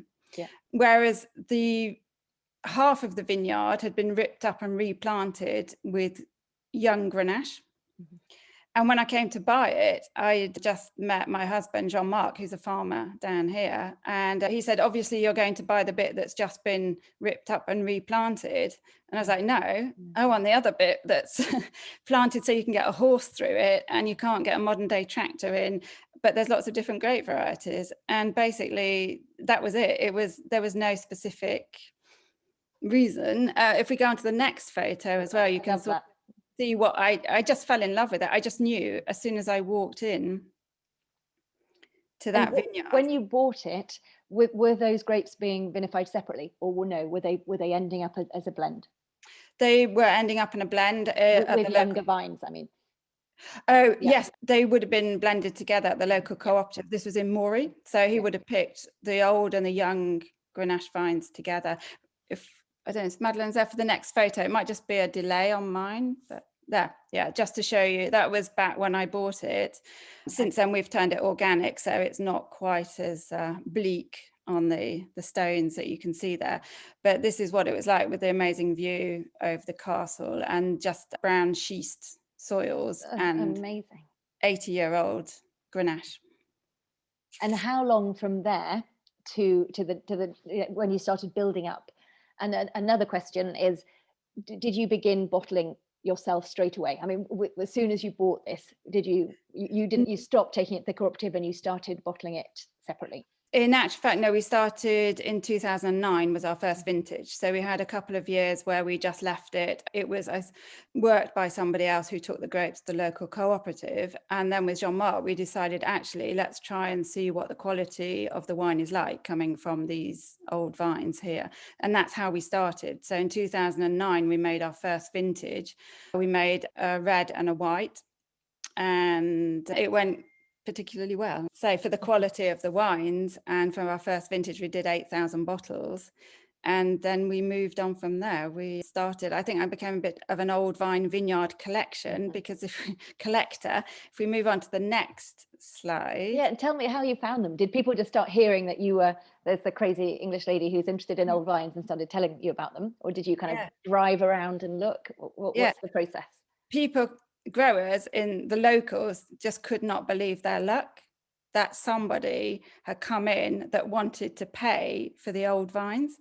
We had absolutely no difficulty finding the plots, and we could almost cherry pick the older plots that we wanted and that we liked. And in particular, I tried to buy up any old vine white plots in the village of Touchon, because it's so rare. There's so much, because there were hardly any left. So I think we have the last plot of Macabre in the village. We just last year bought some 70-year-old Grenache Gris, and also I think you have 5 different white grapes, is that right? Yeah, Carignan Gris as well. We're very, very fortunate just to have. We have about 800 old vines of Carignan Gris, so we make a varietal Carignan Gris from those vines too. But today we've got quite a collection of the different vines scattered all around the village of Touchon-Paziol and the original vine in Moree. And is this an ongoing process? Are you still looking and buying, or do you feel you've reached the amount that you can? Yeah, I think now we've definitely, every year I say that, but if something comes up, I just can't.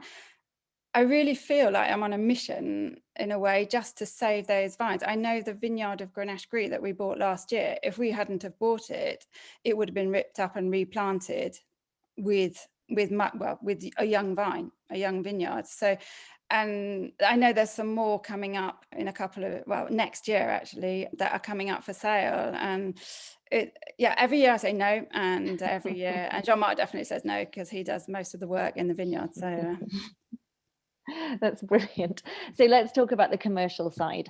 So when you began, I'm assuming initially you were intending to sell them entirely as you normally would. So you make the wine, you bottle it, you brand it, you sell it. But at some point, you decided to do this extra thing, which is adopting the old vines. Now, it's a beautiful, beautiful idea. And as I say, I really recommend that everybody listening goes to your site and sees just the way that you present them.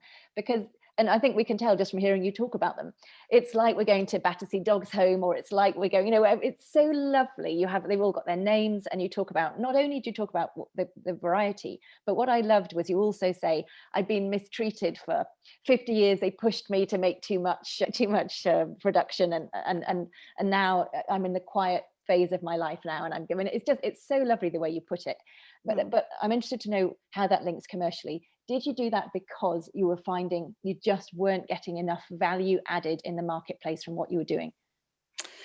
Not directly, in a way, because I've always put old vines on the label, or vieille vigne, which perhaps was a mistake to actually put it in French, because it's hard enough to understand the concept in English, let alone having it in French, because most of my wines are sold in the UK. Point. So depending on them, so now it's old vines. But I think the wines have always sold, but what I really wanted was to get people to understand the wines and to get a lot more involved in the wines, and to understand, if it says old vines, why is that better? Because some people have even said, well, why is that better? Isn't it better to have a young vine with higher production? And it's like just explaining everything. And it's almost quite a long process, because with COVID, I wasn't able to travel. So I couldn't go onto my usual markets and travel like I did. So I started doing these vineyard rambles. Yeah, through Instagram.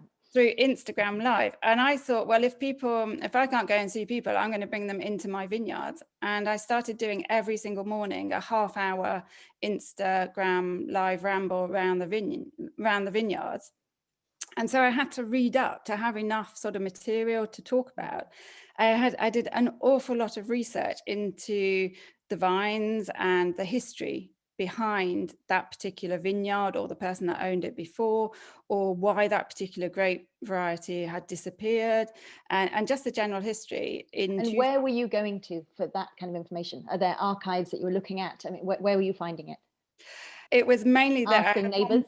Yeah, there's hardly any documentation at all. There's one book been written about Touchon over like the last century, but that was sort of people's experiences. I think they interviewed the older generation in Touchon and wrote down their memoirs. So there is a lot about the vineyard, because that's all people do here in Touchon. That's a major economy. So there was a lot taken from that. And otherwise, no, it's really difficult. It was people's memories. My father-in-law, Roger, he's I think he's 85 years old. So he was a mine, and he actually appeared in a lot of the Insta rambles along with my husband, Jean-Marc, just to get the knowledge, which it's not written down. And that's another problem we have, is actually getting the age of the vines, because there's no documentation on them. And it's down to people's memories for a lot of it. It's like, well, Roger, my father-in-law, can you remember who planted this vine? And if he can't remember, then it must be at least 60 years old. So it's not easy getting the information at all. And are you doing DNA testing? We've had that question a few times this afternoon for our other speakers. Have you done DNA testing on any of them to find out? Nothing. No, I haven't. And that's what I've found. For me, it's been absolutely fabulous, the conference, because it's given me so much, so many more ideas of what I can do, like the rootstock, the DNA. Yeah.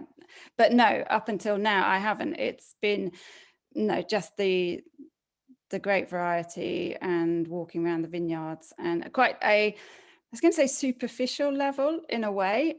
But on the other hand, I think that it's meant that I've been able to be on the same level as the people following me, and eventually buying the wines, because I've been discovering at the same time as well. So it's been a sort of journey and adventure for both of us. And so the Instagram lives were really, really popular. And then from that, I was like, how can I continue this? Because there is such an interest from people on old vines, and they want to know more. And I just wanted to make those old vines like really personal and really almost like people, so that people could really link into them and get to know them. And that's where the idea of the Adopt an Old Vine came up. And I had also been watching a program about dog adoption in the UK called The Dog House or something, in the Dog House. I'd like binge watched it, and it just came to me. I was just like, right, we could do this. We can link them together. And that's where the initial inspiration came from, was why don't we do something a bit off the wall, a bit different? It's so brilliant. I've got to tell everybody who's listening, in case they haven't seen, is that you get an adoption certificate, you get a fridge magnet, you get a t-shirt that says I adopted an old vine. Jane, we can do this if you like. Okay, sorry to interrupt. If we skip, if we can go to the next slide, these were the grape varieties. If we skip on to the Adopt an Old Vine, there's me in one of my vineyards hugging my wonderful. Actually, Katie, are you looking at the chat box? Because one of the things that's lovely is you've got a few of your old vine adoptees who are here and listening. Yeah, it's fantastic. Brilliant. Brilliant. So there's also the Sunshine After Rain project with Naked that is interesting. It's the same idea. I do Insta lives and I do Zooms in the vineyard just to get people to understand all the hard work. They see us putting up the wild boar fence. They see us like strimming with the strimmer rather in the vineyards, and they see the hard work and the ground, the stones, and just the low yields that these vines produce. So, and then the next slide and the next one. So this is the adopt. So here we go. So Jane, we could almost do it. This is the, if you go onto my site, Adopt an Old Vine, this is sort of the page you will come up to, and you can filter between the color, the variety, the vineyard, and if it has to be unadopted. But here, for example, you have the choice between Marie-Thérèse, Laurent, Anaïs, Alcide, and there's actually 200 vines on my website like this at the moment. And how have you picked which ones are going to be adopted? So I've done what I call adoption rows. I've taken a selection of the vineyards. So I've got, I think it's 6 different vineyards, so that people then have the choice of the wine, which obviously comes from that particular vineyard as well. So that was the initial choice. And then within the vineyard, I fell out with my husband about this because he said, I think he's downstairs as well, but Jean-Marc said that I should go for those vines that look the healthiest and look, they've got, you know, the potential with the most grapes and look like lots of. No, you definitely did the right thing. And I didn't do that. And so you can see, like Anaïs, poor Anaïs here, she really needs a bit of love and affection and a bit of like to be adopted. She's only got one branch left and she's really struggling to produce those grapes. And Alcide as well these were taken a couple of months ago. But so I did it in the end with rows. So I kept it to one particular row, and literally I did not discriminate at all between my old vines. I took a photo of every single vine on that particular row. So they're all up there for adoption, and they were linked with the wine that I make from each vineyard. But important to say that when people adopt the vine, they're not getting, I mean, they get a 10% discount, but I think that's something that's really important as well. And again, it takes me back to an idea years ago. I got one of my daughters adopt an animal. I can't remember which one it was, but it was working with the World Wildlife Fund, and you adopted, and it was actually to do with the money you paid went towards protecting them in the wild. And that's what I love about your approach here, is you're not saying this is a shortcut to get a case of wine per year. It's for itself. It's for the benefit itself of looking after these vines.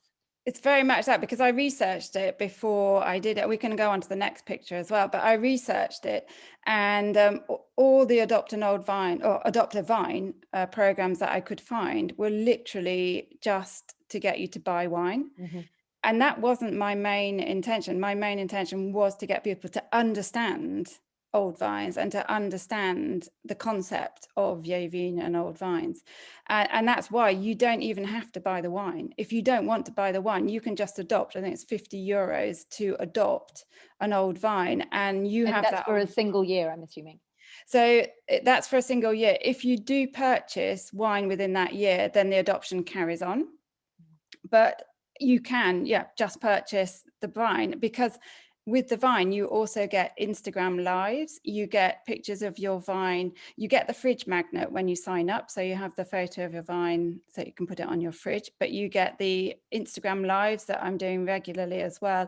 And also photos on Facebook. I've got a dedicated Facebook group now called Adopt an Old Vine, Domaine Jones, and where you can actually catch up with your old vines. So I will take a photo in each season of the vines that have been adopted and put it on my page. And I am just astounded by the connection that people have made with their old vine.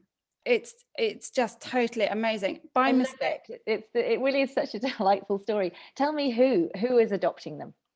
So a lot of my ramblers, so the people that have been following me for the whole year, were very keen for this to continue and to actually get to know one particular old vine. So a lot of them came from my ramblers. I also have some honorary journalist members as well. Tim Atkin was the first honorary adopter. He adopted his vine, and you can actually name your vine as well. So you can give your vine a name. He called his Georges Brassens, and he gets regular updates just to see how many grapes Brassens has got, how he's doing, if he's got any fungal disease on his leaves or not. And so we have other journalists as well who now are honorary members of the Old Vine collection. But basically people from the rambles, and then word of mouth. The first how many adopters do you have today? So the first wave of adoptions, I put up 100. And so it's 100. If anybody's thinking, oh, I'm going to do this, I just warn you of the work that is involved getting 100 photos of old vines onto the website.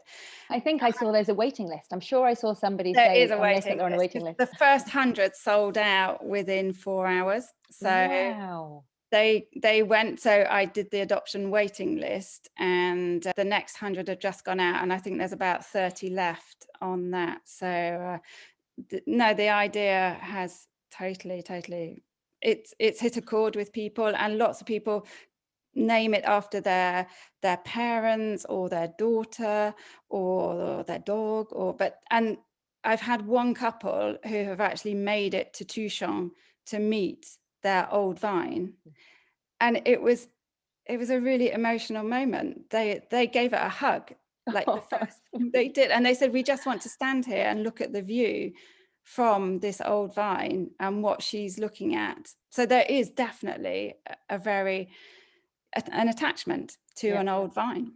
I really think it was so clever of Sarah to put this at the end of today, because we've talked about how the challenges of growing them. We've talked about the kind of the more technical side and how you protect your young vines so they can become old. And it's so lovely to have this when you actually, the real true emotional connection you get with it, why it's all worthwhile. It's just great. I love it. And is it helping to increase the visibility of your wines generally? So obviously we're saying there's no link directly between buying the wine and adopting, but has it helped in terms of selling your wines at higher prices and in more places? I mean, I wouldn't say at higher prices necessarily, because we are sort of in the premium market anyway. Yeah. But what it has helped, I think, is just recognition with people who, because I have distribution, like with Naked Wines, the Wine Society, and Caviste or wine shops, independents in the UK, for example. But it's meant that people can actually join up and adopt an old vine here, but then they can still support their local wine merchant and go in and find the wine that they've adopted, the vineyard where the wines come from, on the vine that they've adopted. So it's not necessarily they have to buy the wine from me. They can source it and find it through my distributors as well, worldwide actually. So in Canada, for example, I can't ship wine to Canada, but I do work with Opimian, a wine club in Canada, and there are a lot of their members who have signed up to adopt a vine because they just want to understand more about the wine that they can buy in Canada. No, it's fantastic. It really is. I can just see somebody's just adopted an old vine as well. I think somebody must have taken a liking to. Oh, good. That is brilliant.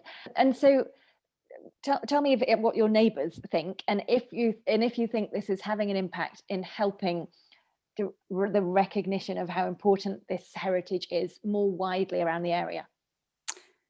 My neighbours still think I'm completely bonkers and are still very happy that I'm open to buying up old vines and that they don't have to work them. It's still, I mean, sadly to say, in this area, it's such a cooperative dominated area that people just can't afford to keep those old vines going. So I wouldn't have the pretense to say that I'm changing the mentality of the village. I think I might have opened a few eyes where people even doing my Instagram lives around the vineyards, it's like, what is she doing? And I put tags on the vines as well, because they've got the adopter's name on the tag on the, on the so vine. they have a tag, and then the same tag is put onto The same the tag vines. is in the, yeah, exactly. But I think the locals just think I'm completely balmy, and I don't think that they can't. In a way, they cannot, because of the price of they are getting for the production of the wines in the cooperative system. They can't look after these old vines as we can. But you're getting higher prices per bottle than they will be getting from the cooperative. Is there not a recognition that this could be a way to increase the price? I don't think so. It's so complicated within a cooperative system. It would all be down to selections when the grapes come in, and payments to growers to give them enough money to be actually to make and look after those vineyards. And it's a real shame, because there are some fabulous old vines down here, but the growers are still getting perhaps a small premium to work them, but they need to work those old vines. They need the younger vines to bring in the additional volume so that they get paid enough. So it's a sort of balancing act. But it has been tried to do selections at the local cooperative, and it does work for a while, but we found here that it worked for 10 years, and then you have a financial crisis or the economic crisis, and the first thing that goes out the window is contracts with the growers for the better quality wines. And it's another topic. I could actually go into that on a bigger scale, but it is so interesting. There's a great comment here from Dr. Paul White, who said that in Pic Saint Luc, that their cooperative, they do sell old vine bottlings at a premium over the base wines. Yeah, brilliant. So, yeah, it is. That's great. That's great to see. It is possible. And like, I just rectify what I said, that they do have a better quality or a range of wines at the local cooperative. It's not just one quality of wine. Of course, but they're not necessarily making that the link to being the oldest. Yeah, it's not necessarily based on the old vines. Yep. There's something I've noticed we talked about the per hectare land price and how fascinating that was, that you said the difference with what you're paying. Something I've noticed in Bordeaux over the last year, and it really has just been over the most recent figures that came out this year, that you're starting to see a premium for organic. Even if you're in the Côte de Bordeaux, the prices where you're not paying very much per hectare, but you're starting to see higher prices being paid for organic vineyards than you are for non-organic. And that's new, and I think incredibly positive. And hopefully that could, that can be something which we'll see for old vines compared to young vines. Yeah, no, that would, but I don't think it's going to be what I'm into. I don't know, a premium for old vines. It's just, yeah, it's a long way away, I think. And so tell me about the viticulture, what's involved. So when you bought, you turned it over to organic. Was that an immediate decision? And why was that? What was the reason? And yeah, just talk us through the process. Yeah, I think basically it was just a belief that myself and Jean-Marc had, that we wanted to farm organically for the vineyards, for the vines, but also for our health. As I said, it's Jean-Marc who does most of the work in the vineyards, so very much for his health as well. And previously he had worked conventional farming, and we wanted to get out of that. So when he left the cooperative as well, we turned and did organic. But it's really different. It's challenging down here. There's, as I said, there's no water, so any competition for the vines with weeds can lead, you can't cover crop. It's very difficult because there's no irrigation. So any competition for in the vineyards, you basically have to get rid of it. So my old vines obviously are planted a horse width apart rather than a modern day tractor apart. So for ploughing, we've actually had to buy a 50-year-old Vineyard tractor to actually get between the rows of vines. As they're tiny little plots as well, if you think of that map that we saw at the beginning, they're scattered around probably about 20 kilometers. So they're tiny little plots surrounded by hedgerows that need maintenance. And for example, we have wild boar here are the major pests. We need to put fences up against the wild boar. So we have like 14 little tiny plots that we have to go to put the wild boar fences up. Plus we have to go and check the batteries on all of those old vine vineyards too, to make sure that they're still working. So logistically, just in terms of traveling between the vineyards and maintaining them and looking after them, there's a lot more work to be done. Yes, I'm sure. And do you have I mean, is it just you and your husband who are doing that work? It's mainly Jean-Marc doing that. And then we do have a tractor driver, fortunately, Michel from the village, absolutely brilliant. He knows how to drive the chenillard as well. So, and I think in the village, we were sort of, people laughed at us because we've gone backwards in their eyes. We've sort of gone backwards by buying an old chenillard. Other people are selling their chenillard and we're sort of buying it. We're powdering sulfur by hand, whereas other people have got their tractors and they spray it. So we're sort of seen as going in the wrong direction, if you like, in our particular area. Yeah, but this is part of the bigger agriculture discussion at the moment. Yeah, of course. And the fight between objectives. bigger. Yeah, exactly. They have different objectives. It's not the same. They don't control the final product. They don't control the selling. So it's completely different scheme. Yeah. In fact, let's talk about that, because I think that's we've talked about the more recent Adopt a Vine scheme, which is one of the lovely things I think we can say that has grown out of the difficulties of the last year. I mean, people have learned to be imaginative and to find new ways to reach their consumers, and this has proved a brilliant and really inspirational way to do so. But if we just go back to the beginning of when you started your domain, and you'd already known that you wanted to make the fact that they were old vines, that was the point of difference. How did you, in terms of marketing, in terms of finding the market, how did you connect right back then with the idea they were old vines and trying to sell at a higher price? Yeah, I really think, I mean, for me, the Old Vine Conference and everything that has been discussed this time and last time has been a major turning point, because up until then, even myself, I put old vines on the label and I talked about it, but I did sort of feel that people weren't understanding and there was no momentum behind it. And they were more sold on the quality of the wine than they were on the fact that it said old vines on them, because of the sort of lack of understanding of old vines and what benefits they bring to the final product. So as I say, it was on the label, and I don't have young vines. That's the other thing as well. All of my parcels are old vines. There's no young vines. What's the youngest? 45. Okay. And the oldest? 116. And everything that I've seen is bush vines. Is that right across everything? Yeah, we do have some Syrah. They're the younger ones, the 45-year-old, which we have to train on wires. But apart from those, everything else is bush vine, Gobelet. And we have some questions of, have you considered biodynamic? And so going one further step. Yeah, we have considered it. And it's something that we are going to look at, and we do. There are certain things in the biodynamic that we would love to be doing in the vineyards, and we are going to look at it, whether we go fully biodynamic. Unfortunately for us, it's a question of time, and it's not a question of belief, because we do believe that's better, but it's time and actually looking after the amount of vineyards that we have realistically.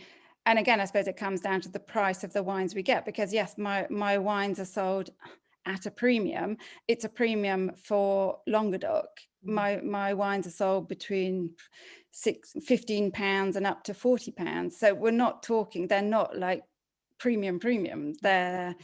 And so there is a limit as well to even selling at those prices to what you can do in the vineyards, because our living comes from that. So we have to make a living from these vines. It has to stay commercially viable. So, and yeah, in fact, I mean, it's almost a completely ridiculous question when you think about the number of expenses that are involved in running a vineyard. But is there something that you specifically earmark? Well, it's €50 a year to adopt an old vine. Is there a specific thing that you're earmarking that money for, or does it just, we all know how much will be involved in running your estate? It's because perhaps I want to make that a bit clearer, but the €50 basically covers the cost of the adoption pack that you get. And I did wonder that when I saw Yeah. all the lovely things you give to people. Yeah. And I wondered, are you getting anything at the end of that? It's not a crowdfunding idea, just to make that sort of clear. It really is sort of to get people to understand the wines and to want to buy them.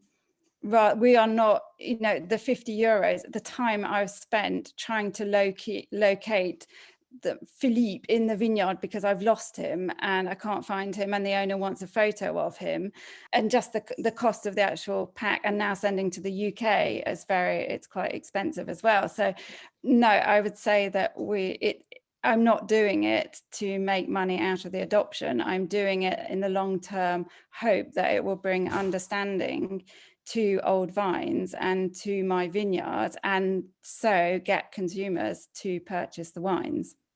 What are the things that you think people, or that you have found that people are most interested in or surprised by when you're explaining to them about old vines? I think just the hard work that goes into maintaining the vines. I think my ramblers, a lot of them just had absolutely no idea of all the hard work and how manual it is as well. I mean, we strim the vineyards, even the weeding, we do it by hand sometimes. So it's actually hand weeding in some of the vineyards. It's so stony, it's so rocky, it's so dry, and it's so difficult. It's so difficult to produce grapes and wines down here. So I think they took that on board. I think also that old vines, as Jean-Philippe said as well, they're a mixture in the vineyards. When I talk about my Carignan vineyard, there's lots of tiny little other vines in there as well. It's not 100% Carignan. I think there's probably about 20% Grenache, probably a bit of Liardonner Pelote in there as well, the occasional Macabeu. And I think people have been surprised by that too, of the mixture. And just even myself, just the variety, the different shapes, the different sizes. That sounds a bit, but of the vines, they're all different. They're all individual, and they're all very, very different. It's fantastic. And as I was looking through the names, I wondered, are any of them named after the people who originally planted them? I mean, how much do you know about the I would love to go into that sort of detail, but what the names that are there are actually the names that come from the most popular first names in 1905. So in 1905, those first names were top of the list in popularity for first names, and I chose 1905 because that's a nice idea. Okay, yeah, great. And where did you find that? On the internet, there's a site that has good old internet. a list of all the names per year of which one was the most popular. And 1905, I selected 1905 because at the Carve Cooperative, they did try and classify the vineyards at one stage. I think it's about 40 years ago. And when they didn't have any history of the vineyard, they just put down 1905 as the planting date for that. The most likely. Yeah, because nobody could remember, so they put 1905. So that's where I looked up for the first names. But I love it. But then you can rename it as well if you're not happy with the name. It's not a problem at all. And do you find you get a lot of interest here and in the UK where you're selling a lot of it? You have lots. But are you finding the French? I don't mean your local winemakers. I mean the French public more generally. Are you feeling that there's a recognition of old vines and a respect for old vines from French buyers? I think it's difficult for me to reply on that because my markets are mainly the UK. Okay. So, and we're Touchon, so it's a long way from sort of the major markets. So I can't. It hasn't been a way to connect more with the local market. If I ask somebody locally, they'll say vieille vigne, it's a negative. It's a definite negative. The vineyards down here, they were called les galères, as in nightmares, because they're so difficult to work. So I think nobody locally is actually going to look out for an old wine because there's no sort of connotation of quality. Yeah, it is interesting, but you think Condria, Côte Rôtie, those kind of areas which have absolutely managed to give back premium to the more difficult parts, which were so hard to plant that people gave up on them, and they're going back to them. So there obviously is a huge potential for that to happen. And I now feel like I need to go around to every one of your neighbours and say to them, you need to see what Katie is doing. Yeah, no, it'd be lovely. It'd be lovely. But yeah, well, it's amazing. I'm going to check with Sarah again. Sarah, are there questions that you would like to add in, please? And before, while you're kind of gathering any, Sarah, can I ask what your plans are now, Katie? What do you see as the challenges? What do you see are your next steps? And for anyone who's watching who hasn't yet gone to your site, how can they go about adopting a vine? oh, it's really easy. You just Google Domaine Jones, and on the website there's a page, it says adopt an old vine, or just Google Domaine Jones adopt an old vine and you'll end up on my page. So there's only 30 left up for adoption, because what I hadn't realized is the logistical, it takes a lot of time to do those. But I think for the future, I've only just started what I want to do with the adopt an old vine idea. And my aim is to, throughout the year, to give vine parents an update on their old vine, so they really get an idea of all the work that's done on the old vine, the diseases that it can get. And now with the conference, I've got a lot more material of what I can tell them. I could try and work out what the rootstock is on them and do the DNA. And so I've just at the very, very beginning, I think, of the potential of all the stories and the history that these old vines have got to tell their parents. And that's where I see myself going, in that direction, at least for the next year, until I have another idea on how I can do it. Well, it's brilliant. It is. It's so inspiring listening to you. Really very impressive. But yes, Sarah, over to you for any questions. Thank you. I have a comment which is from Lim Communications. I'm not sure which of the ladies that is from Lim, but they say Katie's an inspiration. She always has so many ideas. I mean, I think that this is the reason I wanted to kind of finish with Katie. So on each day of the conference, I wanted to finish with a maker, someone who's actually gone in, committed their time, their money, put skin into the game to work with old vines. And I think that it's worth pointing out that Katie is a naturally brilliant communicator and marketer. And look at the impact she's had basically on a shoestring. She hasn't gone to an agency and paid them £30,000 to come up with a campaign. She's literally just said, this is what we do. This is why it's important. And she's used old vines to crack open something which I think we quite often forget about in wine, which she's cracked open the agricultural heart of wine. And we hardly ever talk about viticulture when we talk about wine. We don't talk about the farming side very much. We just talk about it in kind of quite conceptual ways.